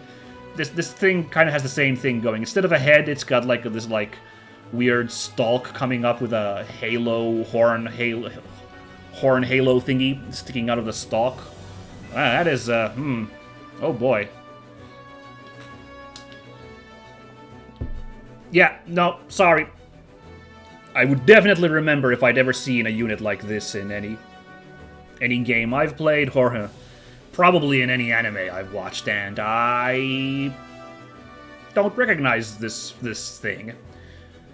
I'm sure once I eventually get to fighting this guy, that's gonna be interesting, though. Wow. Oh, good lord. That's some serious final boss material with this guy's design. Alright, so we are heading for Lhasa in... Oh, that's Tibet, I believe. Oh, neat. Where we're gonna be finding the Elemental Lord. Groovy stuff. Let's go to the map. Go to the map! So, we've had fun in America, and I guess we're stopping in San Francisco real quick. Gonna return there on our flight across the Pacific. We got something to take care of there quickly. Quattro and Suruga have left on a patrol mission. Hey, nice, perfect, because Quattro's the one we're grinding kills for. He only needs 2 more kills, and then we can go do the Camille mission, now that we got 2 score. Aha, he isn't a final boss, he is a hidden boss. Right, yeah, I didn't mean that he's actually the final boss, because I assume you you wouldn't be that much of a mean person and spoil the final boss of the game. No, of course not, but like I'm saying that this thing looks the part of a final boss. That's how crazy that robot looks, and hidden boss makes sense as well. You know, we're talking about, like, it's got the visual vibe also of, like, a weapon from Final Fantasy. So, yeah, hidden boss makes perfect sense to me. So maybe with good luck I don't have to fight that guy, because I'm very bad at finding hidden things unless I'm using a guide. Anyway, how do I get to... We need to get to Asia, guys. We need to fly across the Pacific. We gotta cross over Japan. Gotta ignore whatever's going on down there. Let's head for Asia. Here we are. That was an easy flight. Well, the selection of areas in this game amuses me to some extent. I don't know why, but, you know, out of all the places you could have a mission, the Maldives, like, I'm not shitting on that. That's, like, really fun to me. Like, and I wonder if any Maldivian players are like, yeah, Maldives represent. But it's just, like, there's so many places in Asia, like you went past, like, all of Indonesia, you went past, like, Bangkok as a choice for a place, and instead, like, you know, the Maldives are an option. Hey, freaking respect for the Maldives, I love that. And also, Lhasa isn't a common place to set stories in either, at least the ones I've seen. So that's pretty cool too. So let's head on to Tibet, everybody. Let's see what's going on in this place. We'll be arriving at the DBD site momentarily. But in the last several weeks, they've been popping up from time to time across the world. Just when the war is escalating, we run into this. We stand against anything that is a threat to peace and freedom, be it war or a natural disaster, or whatever this is. Ma'am? It looks like there's combat occurring at the target point. Both sides are unidentified. Also, have we had this conversation before? I'm getting deja vu. We've had no reports of other forces in this vicinity. Part of our mission is to ascertain that information. Mobile teams, prepare to scramble. The Dreikreuz will rush to the site. Oh, by the way, you know what I forgot to check? We got Chan as a supporter. It's not going to be important in this mission, because if it's anything like the previous missions, we're not going to have any supporters available. But it's worth to see what she does, now that we finally have a new supporter, after a long while of none. Ah, okay, it's those Orcusulas, once again. And here's a pretty cool unit. Let's go. Oh, wow. What the heck was that? Yeah, that's right. This robot comes with cats, and they talk. Weren't we scouting around Jupiter? But this is definitely the Earth. It's sure not Jupiter, and it doesn't look like Lagias. Did that distortion thing send us here? And that voice I heard. Damn it, what now? Masaki, we're surrounded. We don't have any data on these. They must be new irrigators. Must have been waiting to get the jump on us when we got warped. What do we do, Masaki? What we always do. Hell yeah. Listen to those twangs. So retro, I love it. Fight first and figure it out later. I guess they don't look like they're here to welcome us. Yeah, we can't take this sitting down. Damn right. When someone picks a fight with me, I hit him back twice as hard. Let's show him what the Elemental Lord of Wind can do. Sick. So it's just like the other special guest character fights we've done so far. Either we fight for 6 turns or we beat everybody up while we get to showcase our new unit. So here's a hint. The Psy-Flash is a map weapon that can recognize friendly fire. This means you can fire it off in the middle of a pitched melee and not worry about hurting your allies. You know, that is how it did work back in the day as well, I think. I just completely forgotten about that, so freaking thanks for the game for reminding me about that. That's super useful. Wow, they've done a number on Lhasa, these dingus mystery robots. That's not good. So let's take a quick look at Cybaster?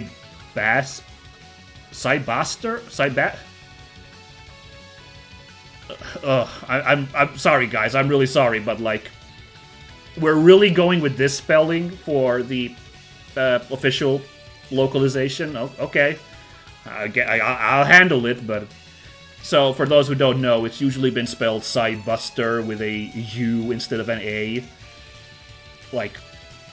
Back in the day, before there was an official localization. I didn't know that they were that interested on calling it Cybaster. I know I've seen a model kit online which had that spelling, and I was like, But I just thought that was something early weirdness. Alright, well, it's still Cybuster, so just go with it. So, Masaki Ando, who is, he's voiced by, of course, the wonderful Hikaru Midorikawa, who does a million voices. You might know him if you're an old school, anime fan from the Americas. You might know that he is the Japanese voice of Hiro Yui from Gundam Wing, but that's just a drop in a bucket from all the voices he's done. He was Joe the Rival in Might Gain, to tie to a more recent Super Robot Wars that isn't this one. And I'm pretty sure he's also in this game in some role, because Hikaru Midorikawa freaking loves Super Robot Wars. So every time they make a new one, they're like, hey, can you come do a voice for us? And he's like, hell yeah, I want to do a voice for the new one. So, just quick trivia there. Cybuster doesn't actually have any interesting abilities, but it's got an S rank in air, which is appropriate as the Elemental Lord of the Wind. By the way, how big is this guy? Wow, 28 meters. I completely forgot that it's that huge. Wow. So that's half as tall as the Gundam. That's pretty crazy. Oh, dude, we can just use the Psy-Flash right away because we start with so much morale. Neat. So yeah, it's a pretty mobile unit. I think the speed was, movement 7 right away. And it's got some good selection of post-movement attacks. Its ultimate is the Cosmo Nova that we can only shoot off once. And it requires quite a bit of morale, but yeah, we'll get some work done with that. Let's start with this Akashic, I don't know how to pronounce, Akashic, the Buster. We're just gonna freaking go. And this one they knew how to spell as Buster, apparently, so there you go. Oh yeah, and this thing is like really mobile, so good luck with the enemies hitting it. Let's go. Kuro, Shiro, I'm going in. You guys both ready? Ready when you are, Masaki. But they're not irrigators, so watch out. Whatever they are, they're coming for us. We'll do what we have to.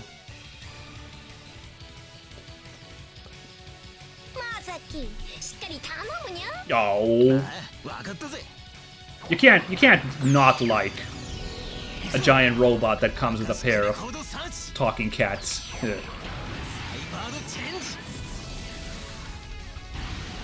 Oh yeah, this thing also transforms, just pro tip.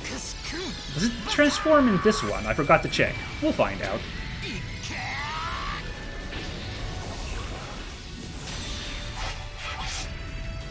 That's really cool attack. Where he poses at the end. That's very rad.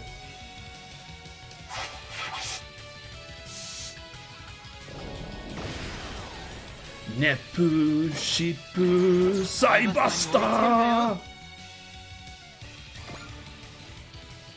I'm not getting prana output. What the hell?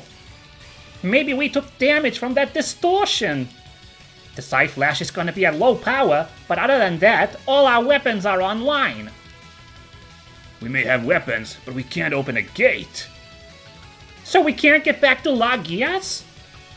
We'll figure it out later. We've got bigger fish to fry right now. Huh, well, looks like you guys are trapped here. How unfortunate. And also incredibly unforeseen. Alright, so now we're just gonna blow this up with High Familiar. Oh, this attack is cute. I remember this attack from previous installments that Psybuster was in. I hope it's also cute in this new one. Look how cocky he is.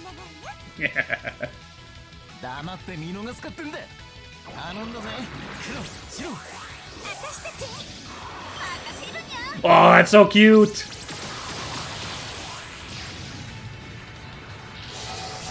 This robot's just like, I'm sorry, did the cats just fly in and attack me? Okay, I'm done. Oh man, that's so great. Hey, and here's some more as well. We could fire the Cosmo Nova. Maybe we'll sit on that for a hot second.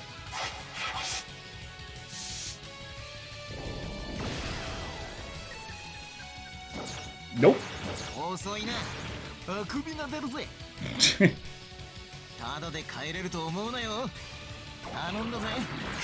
Come on, kitties. Yeah.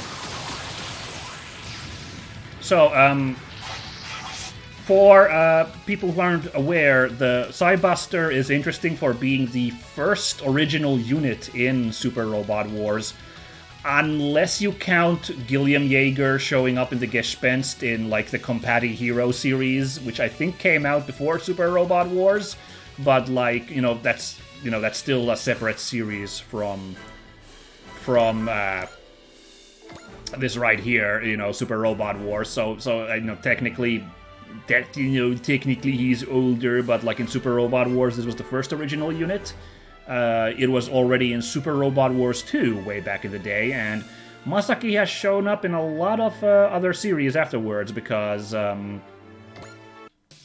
well, he's a cross-dimensional guy anyway, so he's easily set up for, like, trans-dimensional hijinks. Like, he was in the Alpha series, and he's a guest in Super Robot Wars X. He's in loads of places. He's kind of yet another kind of mascot for the, like, original characters in this series. I just talked all over that map attack, but it was fine. It was alright. It was pretty cool. I just wanted to use it to see what it looks like, and it was alright. Yeah, he's the Elemental Lord of Wind, and there are actually other Elemental Lords, 3 of them, of course. As far as I'm aware, the other 3 aren't in this game. It's just Masaki guesting, because he's kind of the mascot. My favorite happens to be the Elemental Lord of Water, because the pilot may be from Finland, so of course I have some... home field... home field reasons. Actually, no, her robot is really cool anyway. Like, it's a really cool robot, the blue one, the Goddess, or the Goddess. That's also another, like, how is it translated one? But yeah, she's called Tytti Norbuk, and, well, Norbuk isn't a very Finnish name, but Tytti is quite a Finnish name, so it's like, is she Finnish? Maybe, possibly? I'll take it. I'll take that win. I'll take the Finland point whenever it's up for grabs in anime. No, but Masaki's super cool too. Come on, look at this guy.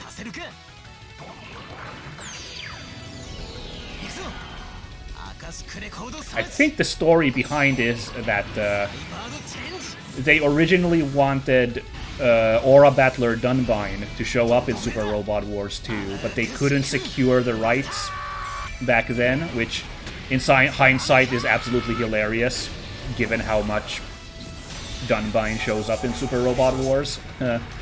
But yeah, so instead they were like, well, let's make like our own, like, you know, alternate, like, high fantasy-ish knight robot thing that flies. And they made Psybuster. That's how it goes. Alright. Nope. No. Okay. Thought I pressed the wrong button for a second there. Let's see how this works. Come on. You want to see this giant Cosmonova, don't you? Let's clean up shop.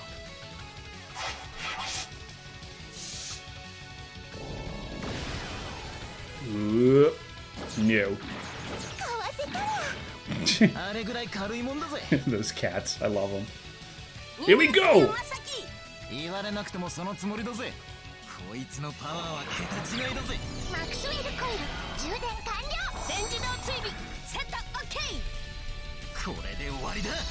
Oh my god! Oh, that wasn't that incredible. Oh my god! Oh my god!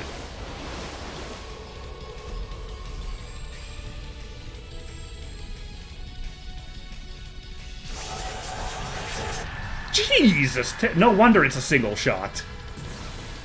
He just, like, sent him on an isekai adventure of his own, like 60 different dimensions. That'll get the job done, huh? Yeah, scram! And don't come back! Now let's try to figure this out. Looks like somewhere in Asia, so... Masaki, you might want to see this. What's up? Based on surrounding terrain analysis, you're right that we're in Central Asia, near Lhasa. Come on, spit it out. What is it? Cosmonova, Bus-chan's older brother. Hahaha, yeah, exactly. That was something of the sort. Yeah, hardcore isekai machine right there. Well, we don't have to worry about that guy. That robot can go on an adventure in whatever isekai world it got sent to. The terrain is only a 92.8% match for the map in Psybuster's databank. What's that supposed to mean? It's very similar to the Lhasa we know on our Earth, but just a bit different, huh? That's right. So we've gotten ourselves thrown into a parallel world! Look out! Something's coming! Oh, cool! Because Ryusei... Of course, because Ryusei is from Super Robot Wars Alpha, and Masaki appears there as well. Oh, that's so cool that he gets to get a dialogue here.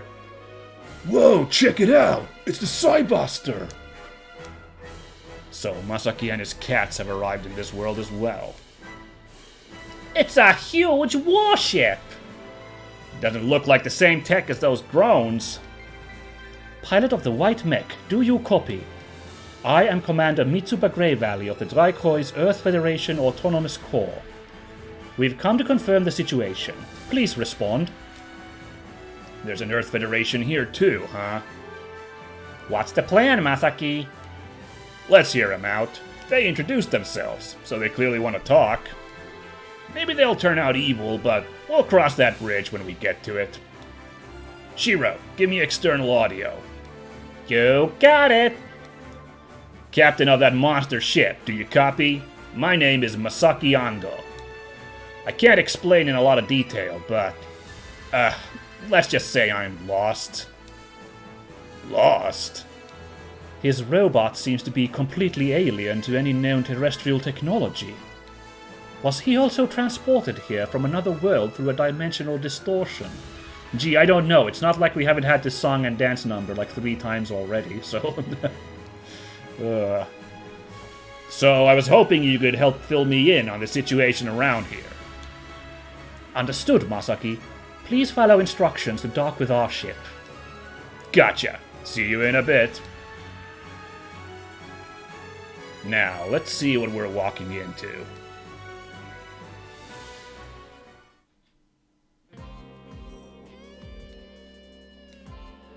The Holy Kingdom of Langran, in the subterranean world of Lagias.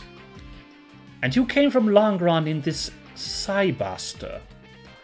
Well, first we went from Langran to the surface, of our Earth, that is, and then we got pulled here from there. You guys are taking this kinda well. Oh my god, the talking cats have revealed that they're talking already. Wow. Even the thing with us being talking cats. Yes, well, we're used to weird here in the Dreikreuz. We all have something going on. Wow, this made things much smoother, you know. So, what's your deal? Collecting weirdos?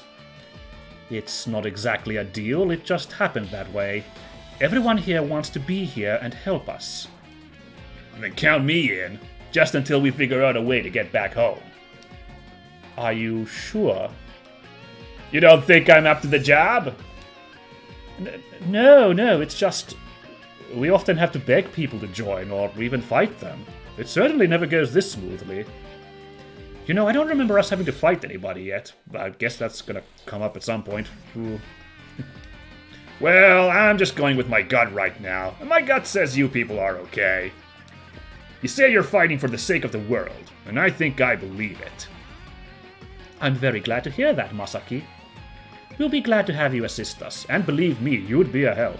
We'll leave it up to you if you want to participate in ops. No problem. All I need is some hot meals and a place to crash. You haven't changed one bit, Masaki. Ryusei, you got dumped here too, huh? Yeah, something like that. But hey, now we can try and find a way home together. You got it. Good to see a friendly face. You and the SRX team are already acquainted? Yeah, we were part of the same squadron. It's hard to believe we'd meet up in a parallel world. Talk about a miraculous coincidence. Yeah, it's... the odds are astronomical if it weren't for the fact that these are like the poster boys of the series. Well, there's so many poster boys of the series, it's hard to, you know, pin one, but there you go. Huh. Is it really a coincidence? He's another visitor from a parallel world? And the pre-order units, says Mellow Heart. Yeah, exactly, like... everyone's just like, no, this is like the hype unit, so... Hey, it's Uso! Yeah, he must have been sent here too. Hey, Uso, what's the matter? Get over here so we can catch up. How do you know my name? How did I... Dude, how long have we been fighting together? How long? I think we've just met. He doesn't remember us? He must be... a parallel version. No, I was gonna say amnesiac, but well, I guess we can go with that too, Masaki. Well, guess we just had to start over. But I've seen what you can do, Uso, so don't let me down.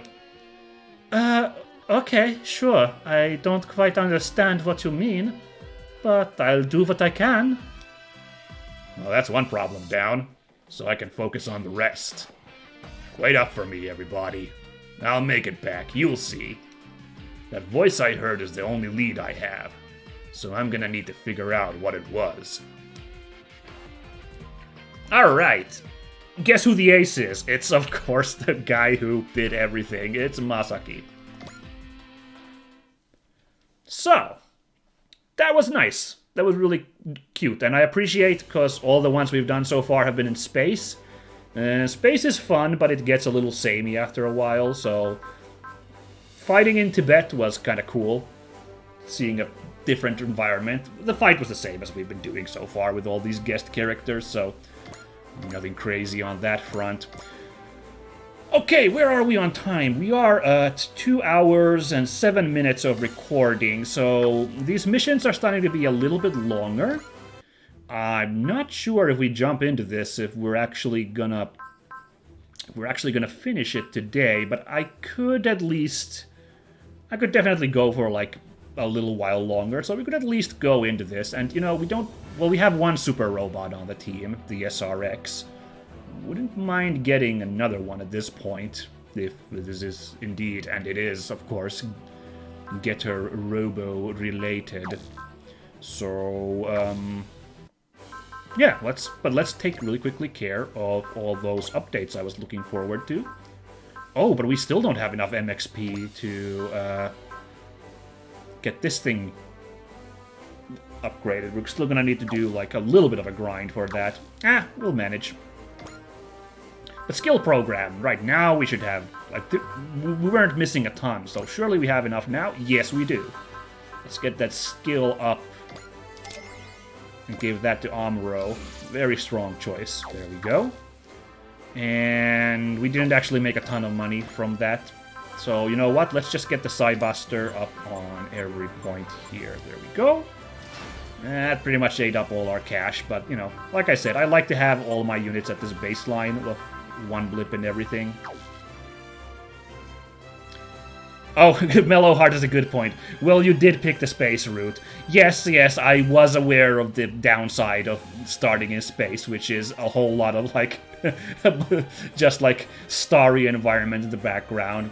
Oh, there could have been one that's inside a colony. You never know, but no such luck. So, there you go. But, yeah, good call. It was partly my choice that led to the bevy of space levels. Right, we got some item. Yeah, we got a Cyclone Booster. +2 move. Grants a barrier that reduces all damage by 1,000. Barrier activation costs 5 energy. Well, hot damn, that's an insanely good item. And a Sky Charm. Increases mobility based on air adaptivity. Mobility increase is capped at 30. Well then, once again, these items are like perfect for the unit we just got. So where's the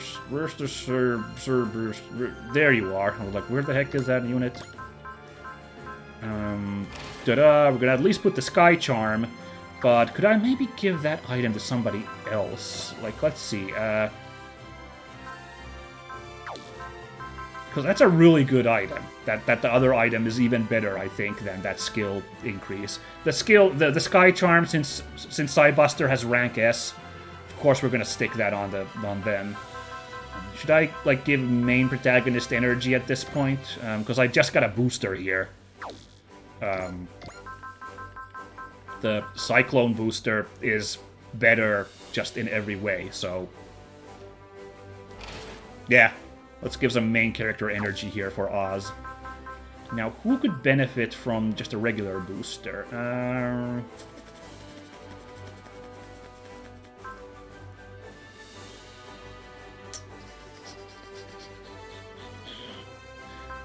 Maybe just I could just put it on the Psybuster, make it even movier. I was thinking gold 4, but I got plenty of like movement 5 units who could have a booster, not just a gold 4. Why the heck not? Let's just give the booster to Psybuster, so now it just moves 8 squares. I mean, hey, we can just park it right in the middle of enemies and shoot that Psy-Flash out. It's gonna be great for like grinding down enemies, so... Good stuff. Let's put the save there, and... But I am looking at the clock here a little bit, though. Because we have to do these missions eventually. Now I'm thinking, should I actually take care of one of these right now rather than jump into the getter mission? This one would be another great, like, opening to next time I stream, so... Well, we got viewers right now, so viewers at home, Mellow Heart or anybody else watching, any strong opinions? You want to see one of these extra things, or we jump into the Getter Robo thingy today?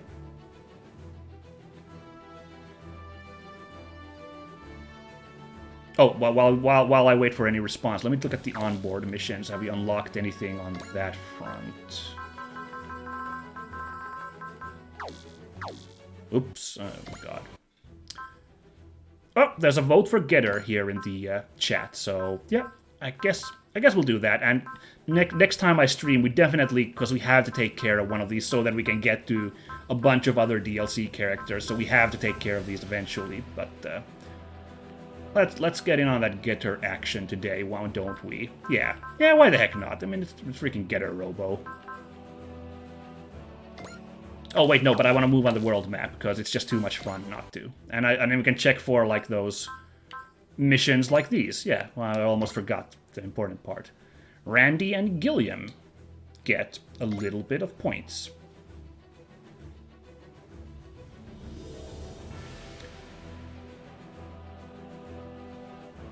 Let's see, if you do the 2 unknown missions, you will have more options open up. So do the 2 extra missions, then call it there. Oh, okay, so... do you think the extra missions are quick enough that I could do them, like, both of them in, like, the next hour or so? I think they are, aren't they? Yeah, should I do the extra missions after all? Oh, gosh, I'm so indecisive, damn it. Yeah, okay. Alright, cool. Let's take care of those right now, because, yeah, that's as I understood looking up this DLC stuff. That's my understanding as well. Once we clear those out, it's gonna, like, open the floodgates for, like, for the, like, actual, like, bevy of DLC stuff. So, yeah, okay, let's go with that. Let's change the... We'll have crazy getter action at the start of our next stream.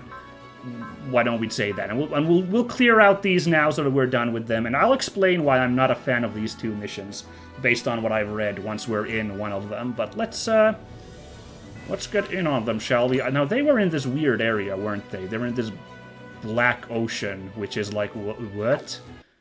Oops, I hit the wrong button, I'm sorry. It's just live or win in 5 turns each. Yeah, okay, yeah, that sounds simple enough, so let's go to the Black Ocean.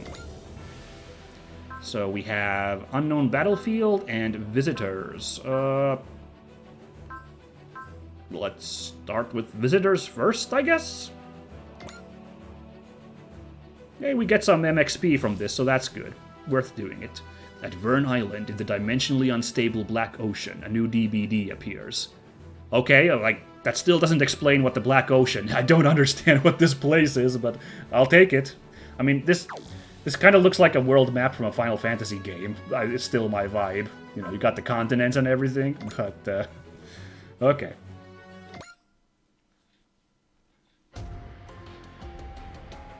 For our current mission, we've been tasked with investigating the vicinity of point 1124 in the Pacific Ocean. The Black Ocean. Oh, hey, cool! They thankfully explained to us what the hell this is right now. Great. The Black Ocean? What is that? Sorry, it isn't a formal name. It's more of a nickname in the service. There has been a tremendous number of DBDs, or dimensional boundary distortions, observed at the indicated location over the last 10 years. As a result, avoiding that area is usually for the best, and in fact the EFF has generally forbidden entry into that airspace. Okay, so it's just a, like, extra fancy part of the Pacific. We'll live with that. And they're sending us to investigate this place? Similar to what the XO just described, over the last few days, there's been an even greater increase in the number of DBDs occurring. Our mission is to investigate the situation on site. Captain, a DBD has just occurred in the Black Ocean over Vern Island. wasn't expecting we'd run into a DBD this quickly. We must hurry. Order all hands to stand by. Yes, ma'am. But why do I feel so apprehensive? What could be waiting for us there? What could indeed? Certainly not new units. That would be completely against the grain. Visitors.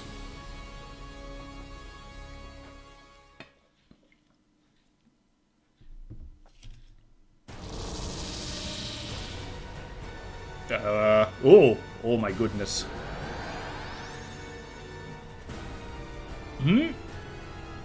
Oh, right, of course. I was like, which unit? It was backwards. Right, of course. What in the world? I remember I was having tea with Flower Division girls in Tokyo. So why am I in my Kobu? In fact, where am I? Also, oh my god, why freaking Ogami?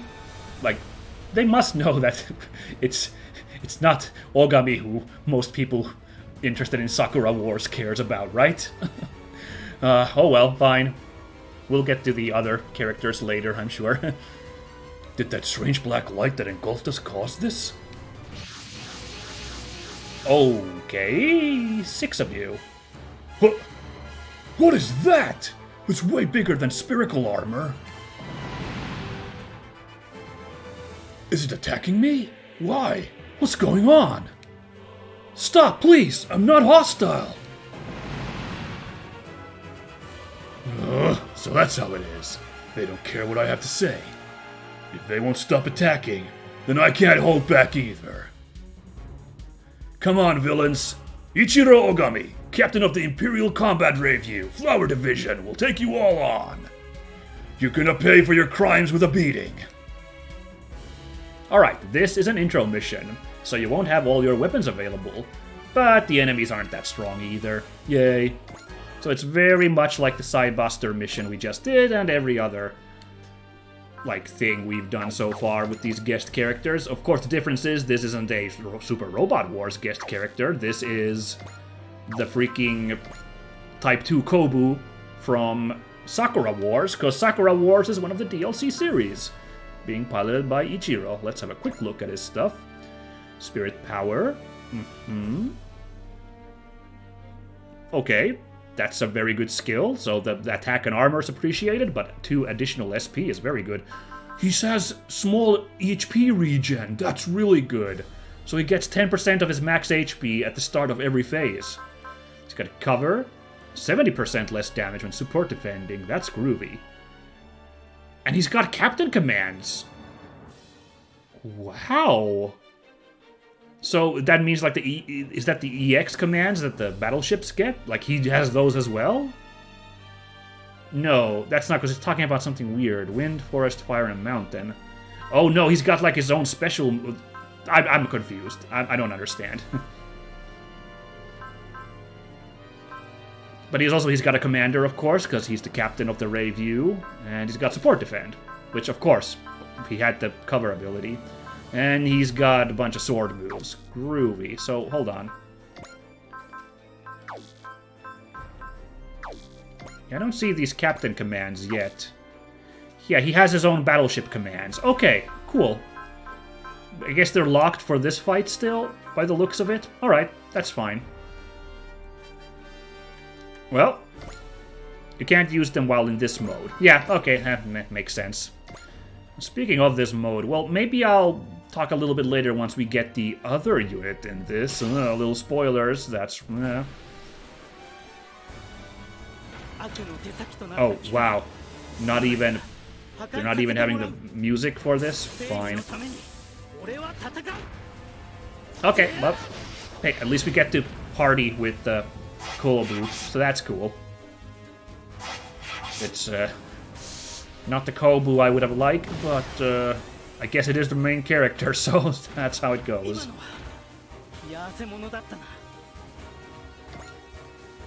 Groovy.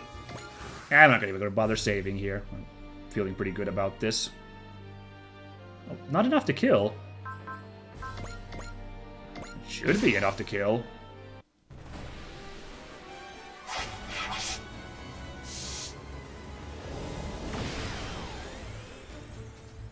Come on. Because I already took half his health with the one attack. Maybe it was a crit, I wasn't paying attention. We'll see. Oh, that steam effect's cool, though. This is a really fun unit, still. Yeah, oh man, okay. Just a little bit of health left, fine. Come on, then. Oh, well, let's see what Dual Swords Rush does.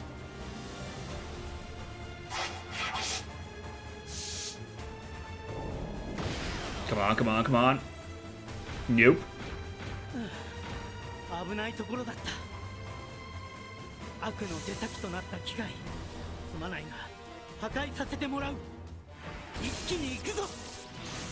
Come on.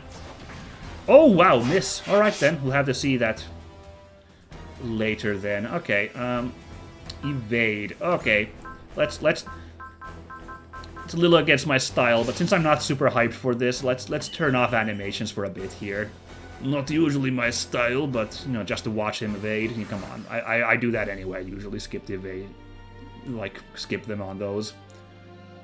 Oh, we're not done here yet. What's going on? The scenery's getting warped. I recognize this sensation.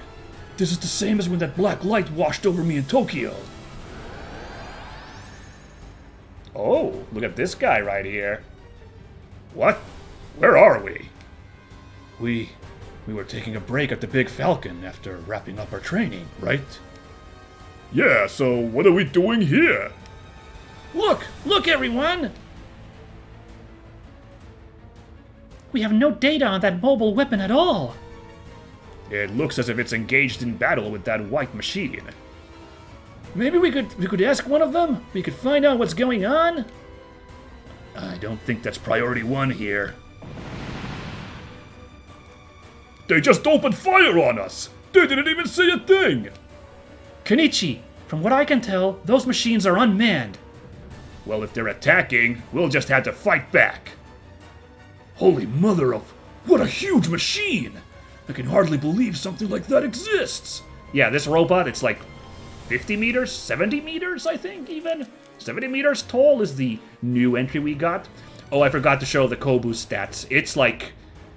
not that big, the Kobu. It's like the human kind of fits inside the, like, central blob. No, wait. It came from that black orb. Could it be something summoned from another world? Wait, then what about me? Am I...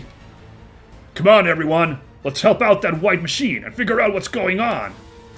Show these guys the strength of Voltes 5. Alright, now we got another fun unit here. Voltes 5. Let's take a quick look at what he does as well. So, this guy has 5 pilots in it because it's a classic combining giant super robot. Kenichi is the main pilot, so he's the one whose stats like really matter here. Potential, guard, fighter, spirit. Not a crazy selection of abilities, but the thing is, like, 5 pilots means 5 spirit pools, so this is a lot of options we have here, yeah. As for the actual robot itself, which is... oh, we can't look up the entry here. Oh, Ogami also has ignore size. Oh, I forgot to hype that up, but that's very useful indeed for such a tiny boy robot. Thanks for that, Mello. Okay, here's Voltes 5 with its Gatling missiles, Voltes bazooka, and super electromagnetic top. That's top class. Alright, let's get in on there.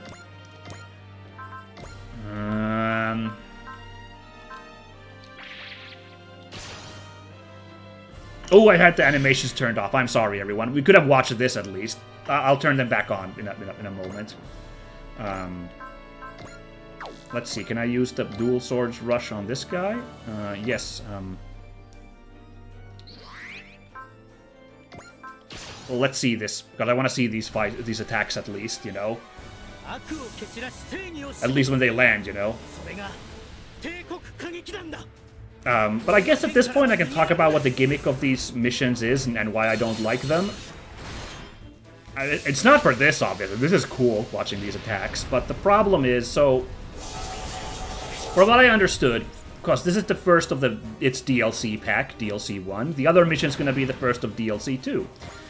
These missions aren't actually, like, you don't have to buy the DLC to get these missions, as I understood. Like, these are free upgrades for everybody, these pair of missions. Why? Because these act as giant advertisements, basically demos for the actual DLCs. Because you're going to see in a bit, we don't actually get these units yet. I'm going to turn off animations, because I'm not that... We'll turn it back on for Voltes, so we can see what Voltes does, but... these are like... You know, you get to play with these units, but then you don't get them yet. So the whole thing is you get to, like, be like, hey, check out this cool robot. The missions are free, it's just a demo for the units. It's why you can't use their full power. I do hate it as well, says Mello. Oh, thank you. I thought I was worried I'm being, like, unnecessarily harsh here with my take. But yeah, I don't like the idea of there being, like a demo for the DLC, because, first of all, I don't know what kind of person hasn't had their mind made up. Oh, but of course, that's the whole point of a demo, though, is to be like, hey, maybe you kind of want it, though. I wish you can skip these missions if you own the DLC, but nope, you have to do it to fully unlock them, says Mellow Heart again.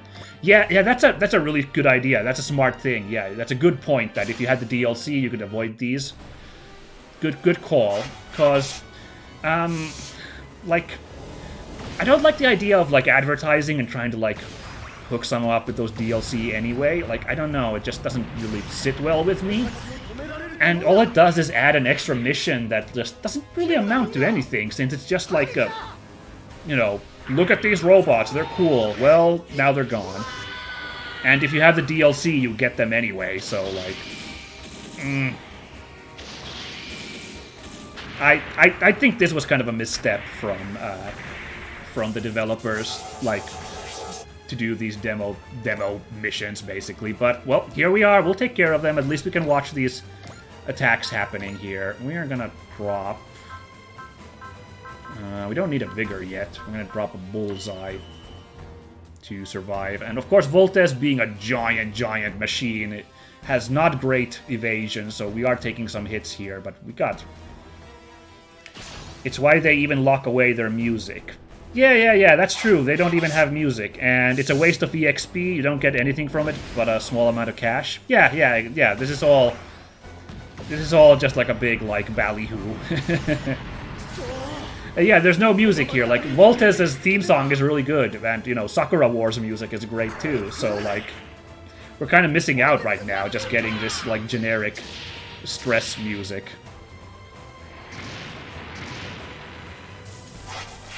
But, you know, yeah, well, I've said my piece, so has our viewers.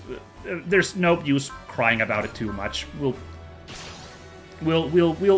muscle through these, and once we're done, you know, next week, or actually, I shouldn't promise that. I'm not sure about if I can stream next week. But next time, we're gonna have a bevy of fun DLC missions unlocked, including the actual missions where you get these guys onto your team, and that's gonna be groovy. So, just bear with us, everybody, as we take care of these dinguses here. I shouldn't be thinking about this too hard, since this doesn't really count. Oh, I just end my... Oh, that's a funny idea from Mellow Heart.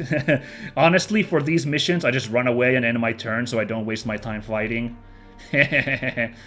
Well, you know, we've kind of seen the moves for everybody, so I guess I could do that. The lucky thing is, since these Orcusulas don't have a post-movement attack, yeah, we really could just, like, play the long game. Why the heck not?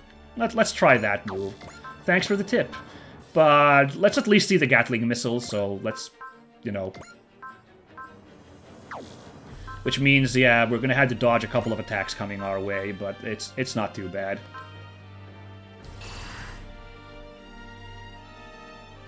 Well, there we go. I wonder, because I do think it's not official, but I think it's very clear that there is going to be at least a DLC 3 still, if not even a DLC 4. I wonder if they're still going to stick with this for those. I'm hoping people other than myself and my viewers have talked about this online, so I hope maybe the feedback has reached Bandai Namco, and they might be like, nah, let's not do this for any future DLC.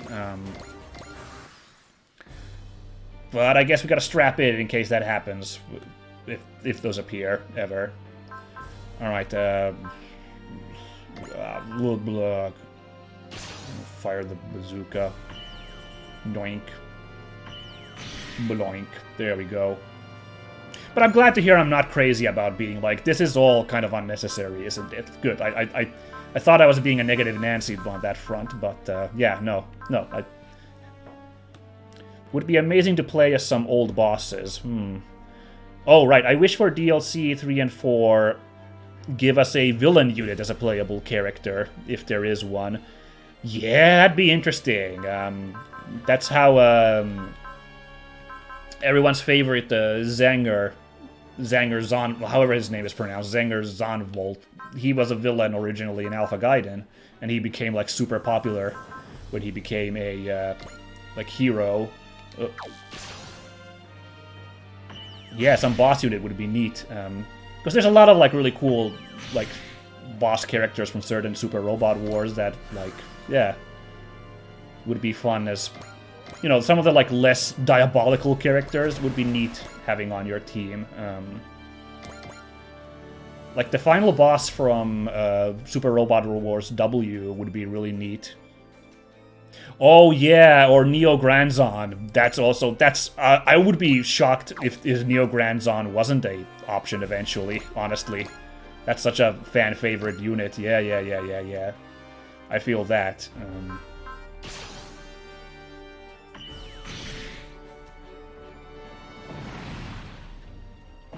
Gotcha. Alright. I think we're getting close by now, aren't we? Although, unfortunately, because Voltes is so slow, we've had to take these couple of shots here. Yeah, an upgraded black hole attack would be amazing. Yeah, Neo Granzon. Good choice. Yeah. Hope you're listening, Bandai. That's a great one to go for.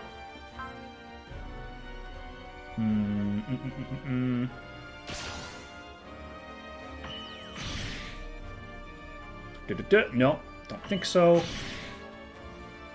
I'm wondering what, like, not Super Robot Wars series they would bring in, like, a DLC 3, since, you know, now that floodgate is open. I would hope for something that's been in the past in, like, Super Robot Wars, but hasn't been in a while. Just because, you know, if there was a completely new series, I'd rather prefer it to be in a, like, as a proper unit in the Super Robot Wars, just so that, like, they get the full story, not just like a short DLC thing going on. You know, like something like, you know, Flower of Lagrange is a series that I would like to see in Super Robot Wars that I'm like kind of confused it haven't shown up yet. And I'd be happy if Flower of Lagrange was in Rinne Flower of Lagrange was like DLC 3. Like, I'd be happy, but part of me would be like, dang it, I wish it was a full entry. Or Crystal Dragon, he was cool to me. Ooh, yeah, I don't remember. Was Crystal Dragon a Granzon attack or a unit? Sorry, that one's not ringing bells for me. Or Gundam Crossbones. Yeah, the Crossbone Gundam is always great. I mean, it's been in a lot of Super Robot Wars lately, but like, yeah, I would take it. That's a fine DLC choice, definitely. It'd be cool if there were some units that haven't been in the recent ones, because, you know, it's just been Tobia and Kincaid in the last couple of Super Robot Wars. Like, if you got the Mother Vanguard with Bera, that would definitely be worth it for, like, you know, that would be worth a purchase of DLC. Having the Mother Vanguard as a unit, that would be super rad. Anyway, we're done with the little play here, so...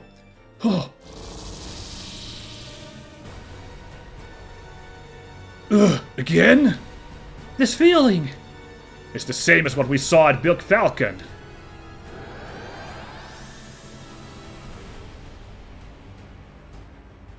And they're gone. Yeah, that's what we've been talking about here, is that Eh? Oh! Not who I was expecting. Huh, Beltor Chica. Oh, hang on, there's a quick link. I'm gonna quickly check something the Mellow Heart put in the chat about the Crystal Dragon. Let's have a quick look.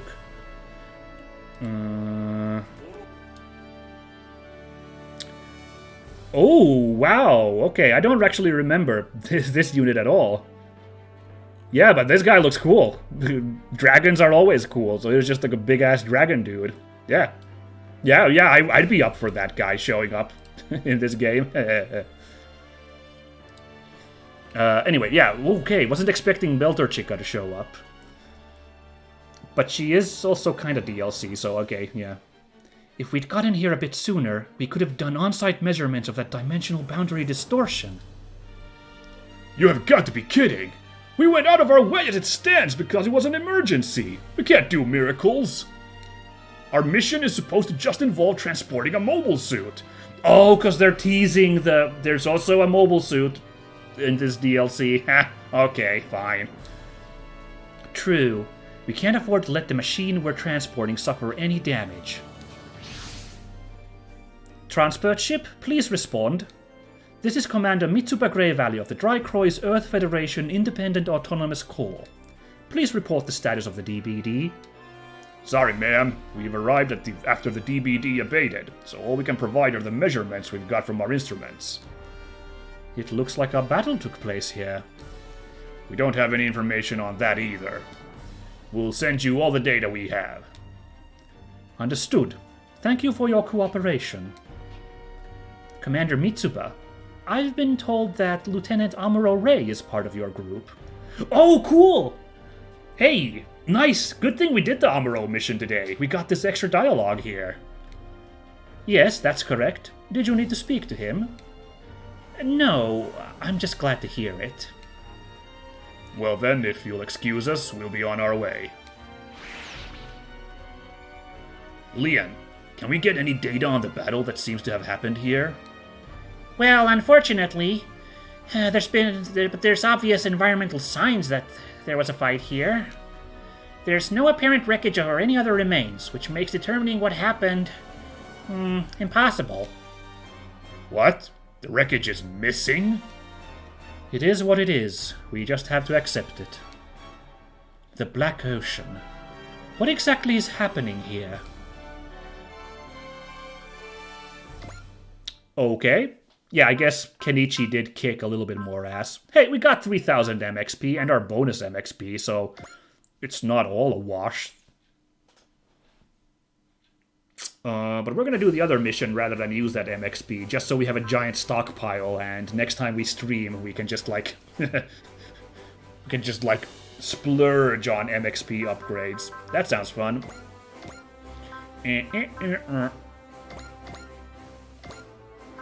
But, yeah.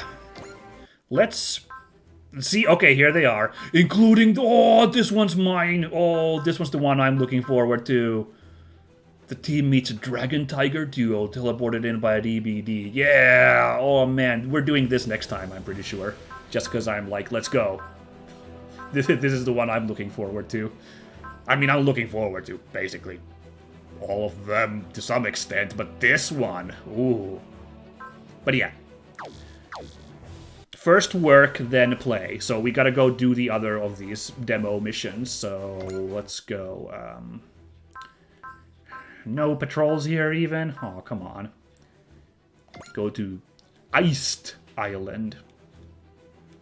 We're gonna have to put this island on iced. And then we're done with this charade. Until DLC 3, I guess. The small DBD, or dimensional boundary distortion, located in the vicinity of the Black Ocean is still active. Captain, the DBD in the area of the Black Ocean seems unique in some way. I believe we need to inspect it personally. Understood, Captain. We'll move to investigate immediately. The Black Ocean. What could be going on there? What a setup. Oh my god. Must have taken their writing department all afternoon to come up with that one. Yeah, I shouldn't shit too much on them. I'm sure they worked hard, I'm sure, everybody. But this was some kind of like... This was a tactical error to make this pair of missions. Well, at least we get cool units. Like, this was pretty rad too, come on. Where are we? The last thing I remember is that we were engulfed by that black ball. Now we're somewhere strange. Orga, do you know what's going on? Orga? Looks like comms aren't working. Oh no, these guys! How unpredictable. What is that? Well, it wants to fight, I guess. Fine, then. Let's give them what they want, Barbatos. Alright, so now we have the Gundam Barbatos on our team, which is the second miniature that I happen to own. It's a very good model, the 1 to 100, the Master Grade Barbatos. Well, not this one, because isn't this one... this one is Barbatos Lupus Rex, which is like the upgraded version of the Barbatos, while the model kit is for the original version. But close enough. So let's see... Oh god, I don't know how to pronounce the skill name. I'm gonna give it a go. The Alaya Vijnana system, we're gonna go with that for now, gives just better stats in everything. Wow, okay. Got potential, fighter spirit, and break morale. Oh, he just starts with plus 10 break morale. Wow, okay. Freaking Mika here. He's got nano-laminate armor, reduces ranged beam attack by 3,000. Ooh, and all other damage by 1,000. But it eats 10 energy per use. So, real strong, real consumey. And yeah, the Alaya Vijnana system gives... Wow, this is a really broken unit already, I can tell. Mikazuki here piloting the Barbatos. And it's crazy stuff. So we have a big smoothbore cannon and melee. Well... Let's watch these attacks. Come on now, we can at least enjoy that real quick. Although the music, I guess, is still missing. What a bummer. There's some great music in this series, so I'm actually very curious to see what we're gonna hear from here, eventually. Oh, I should say, I haven't actually watched anything more than the first episode of Iron-Blooded Orphans, so I'm a little blind on it. I haven't gotten around to watching this series yet, but, you know, I keep up to date with my Gundam stuff, so I know this unit's cool. I bought the model. I know the music is great. Yeah. On my game, he hits for 189,000 damage, says Mellow Heart. That is, that's a big hit. Oh. We'll see if I can get to that at some point. How's my spirits? Oh yeah, we can use these. Oh, there we go.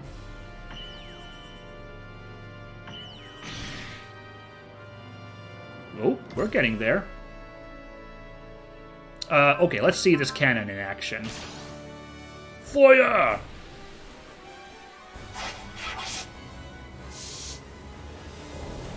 Doink. It could have hit us. Would have been interesting to see how that nano-laminate armor works, but nope. Oh, it's that... Okay. See, because I have the model, I know that this thing has a big, giant, like underslung cannon. I thought that was what we were going to fire with. That was his piddly little wrist gun. Okay, sure.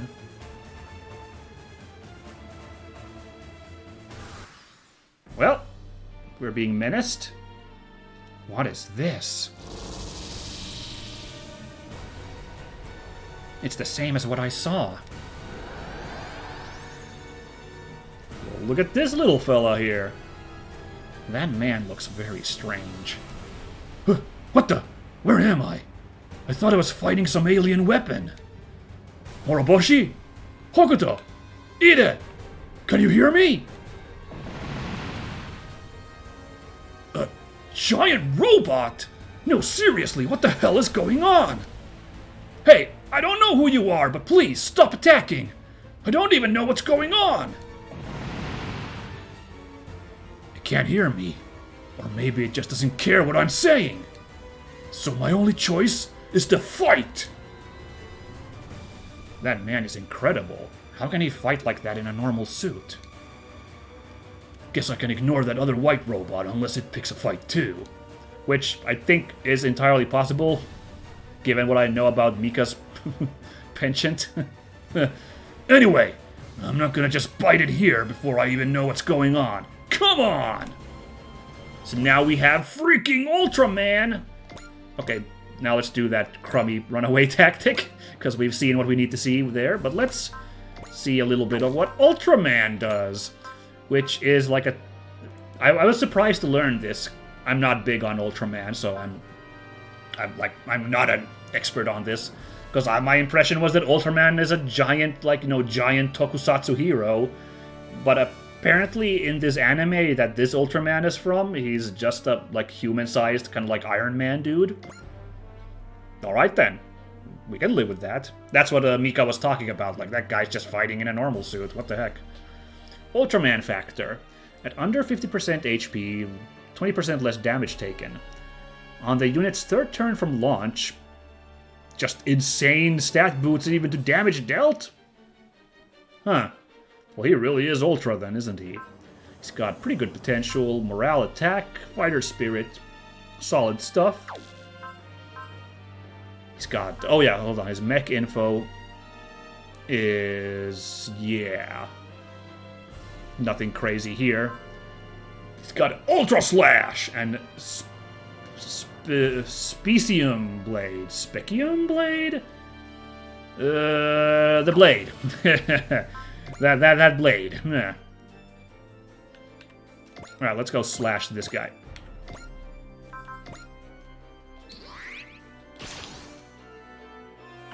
Lowest HP ever. Oh, really? I forgot to completely look at his HP. Whoopsie. What's he rocking HP-wise? 3,200. Yeah, that's not a lot. I'm not gonna deny that.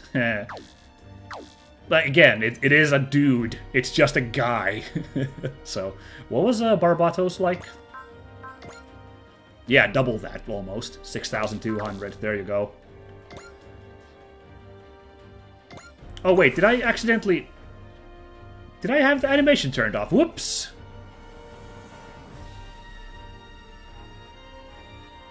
I did. Whoops. Okay, well, let's take another round at that, shall we? My bad.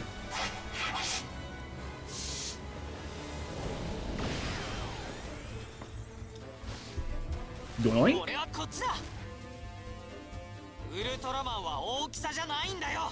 Heck yeah. Oh, that's really cool. Interesting. Got those slashy wrist things. Very cool.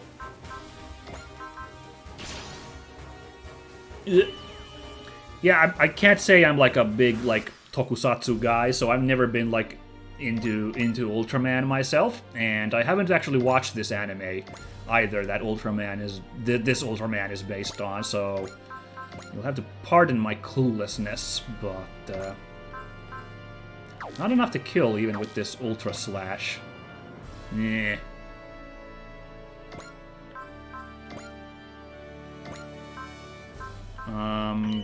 Looks like they're never gonna hit Ultraman because he's too tiny and speedy, so I guess I'll just use Bullseye rather than focus. I think we're good. Heard of what? Isunboshi. I don't know what that is. My bad. Yeah.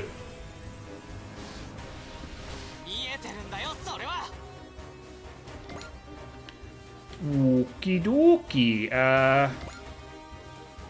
Let's end the phase, and now we can just run away, because now we're done with showcasing our units. That was delightful. I'm definitely convinced that I'm gonna buy that DLC now. Oh, wait. Oh, well, this is actually kind of interesting. These guys doing a little support attack here. Yeah.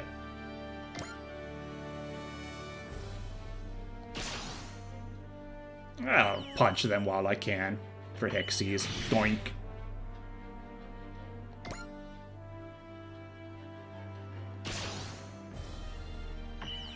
Nope. Yes. Still not a kill, though. Yeah, man. Alright, now we're like on turn... what turn are we on? Turn 4. Oh, wait, really? We went that quickly. Wow, okay, that wasn't too bad. I'm gonna hide in the water, you'll never catch me. Sploosh. Now this should be okay. These guys are all further away than 6 moves, so... This guy can take a shot. And I'm sure we can weather these shots. I bet their attacks don't work super good in water anyway, so... Alright, well, even with the barrier and everything, they managed to do 900 damage, so I guess that's nothing to sneeze at. And then these guys are, stop, we're going to get you! What? Oh, well, we're done. Hooray. Woo! Just like last time. The world looks like it's warping or something. Is the same thing happening again?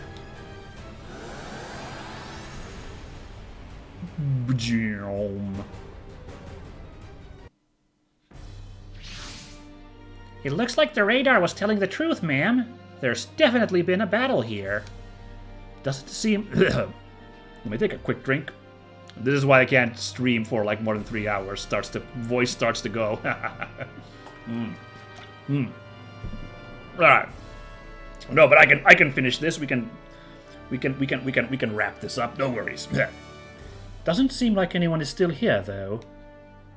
Leon, can we get any data regarding the battle? Sorry, ma'am. Just like last time, there's no signs of wreckage or anything. Going to such lengths makes it hard to believe it's not a deliberate process. The Black Ocean. What exactly is happening here? Terribly mysterious. We have no aces because we were such dinguses. That's funny. But hey, now we're done with the little DLC demo. Now let's look at our mission list and hold on to your boxers, everybody. Oh my god, it's... Well, it's not that huge after we've already cleared a couple here, but... It's something. So... This was... Yeah, that was a little bit of a chore. That last hustle there, doing those couple of missions, but we managed to get through them, and now it's smooth sailing from here. Your favorite Super Robot Wars in the future.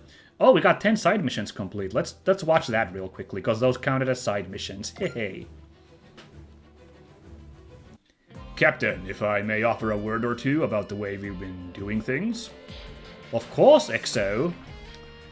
It appears to me that our current route is less than perfectly aligned with the Federation's strategic priorities.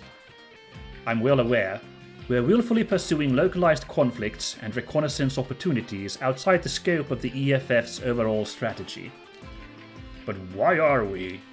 It's true that eliminating an organization's leaders will eliminate their ability to sow conflict. If they have forces remaining elsewhere, however, a new leader will arise in their stead. To prevent this from coming to pass, I believe we should participate in operations in as many locations as possible. I don't know if that's a great tactic, but whatever. Good explanation there, Captain. Maybe. The Dreikreuz's main system seems to be in accord with you, strategically. In fact, it's designed new parts for us. Something of a reward for all the missions we've completed. Understood, Captain. Forgive me for speaking out of line. No, hardly. Think nothing of it. I'm still rather new to all this, so I appreciate your opinions, XO. It's as I said earlier, we are daring to walk a dangerous path. I'll need your help if we're going to see this through. Understood. I vow to do everything in my power to see your commands carried out. Alright, and what is our reward? A quark boost. How quirky. I don't know what I'm doing. Alright, groovy. We're gonna have to find out what the quark boost is next time, because that is all the time I have for streaming this time. So, it was a good run. We got Amuro on the team. We got the Sidebuster. That's pretty neat. We cleaned up the DLC shenanigans, and now it's all... the world is our oyster, as it were. Our super robot oyster. It is going to be delightful to continue from here on and see all the fun robots we're going to get now in our team. And eventually we're going to actually start moving the plot forward, but, like, I'm in no rush. Haha. So, like I said, I'm not 100% sure about next Sunday, so I cannot make a promise that I will be streaming then. I might, but all I can say is, you know, maybe check out if the stream is up and running. In which case, you might see some Getter Robo craziness. Okay, let's go to the title screen, watch one of the funny end skits, and we're gonna call it there. I'm gonna say right now that thank you for everybody who tuned in today. It was delightful having an audience here as well, so thank you to Mellow Heart for all the sage advice and insight into this game. That was great having somebody who has played this game to give some perspective here. And if you are watching this VOD later on YouTube, no problems. I love you just as much for popping in and watching all this silly robot shenanigans, so it's been delightful. Now let's close it off here and see what the funny skit is. おっちゃんには参ったぜ。時代はどんどん変わってるのにやり方が古いんだよ。Wait, what the heck? Is that what his voice is like? 強くなるためにはコンバトラーと一つになれ。超電磁スピン強化のために100万回転だ。Did they drag like his original voice actor from like the 70s and be like, yeah, no problem, I can still voice a like teenage feisty shonen hero. Give me a spin here. Oh, that's funny. てなわけで目が回ってぶっ倒れそうだ。戻って昼寝でもするか。Like, I'm not crazy here. He sounds like a complete, like, Ji-chan grandpa, right? I mean, if it is the original voice actor, I shouldn't be shitting here. That's incredible that this guy is back, like, 40 years later, back on the saddle, but, like, not what I expected. Alright, that was cute, though. Hey! That's the stream for today. Thanks for joining, everyone. Catch you all next time for some more super robot, super goodness, superiness. Take care, everybody. Bye-bye.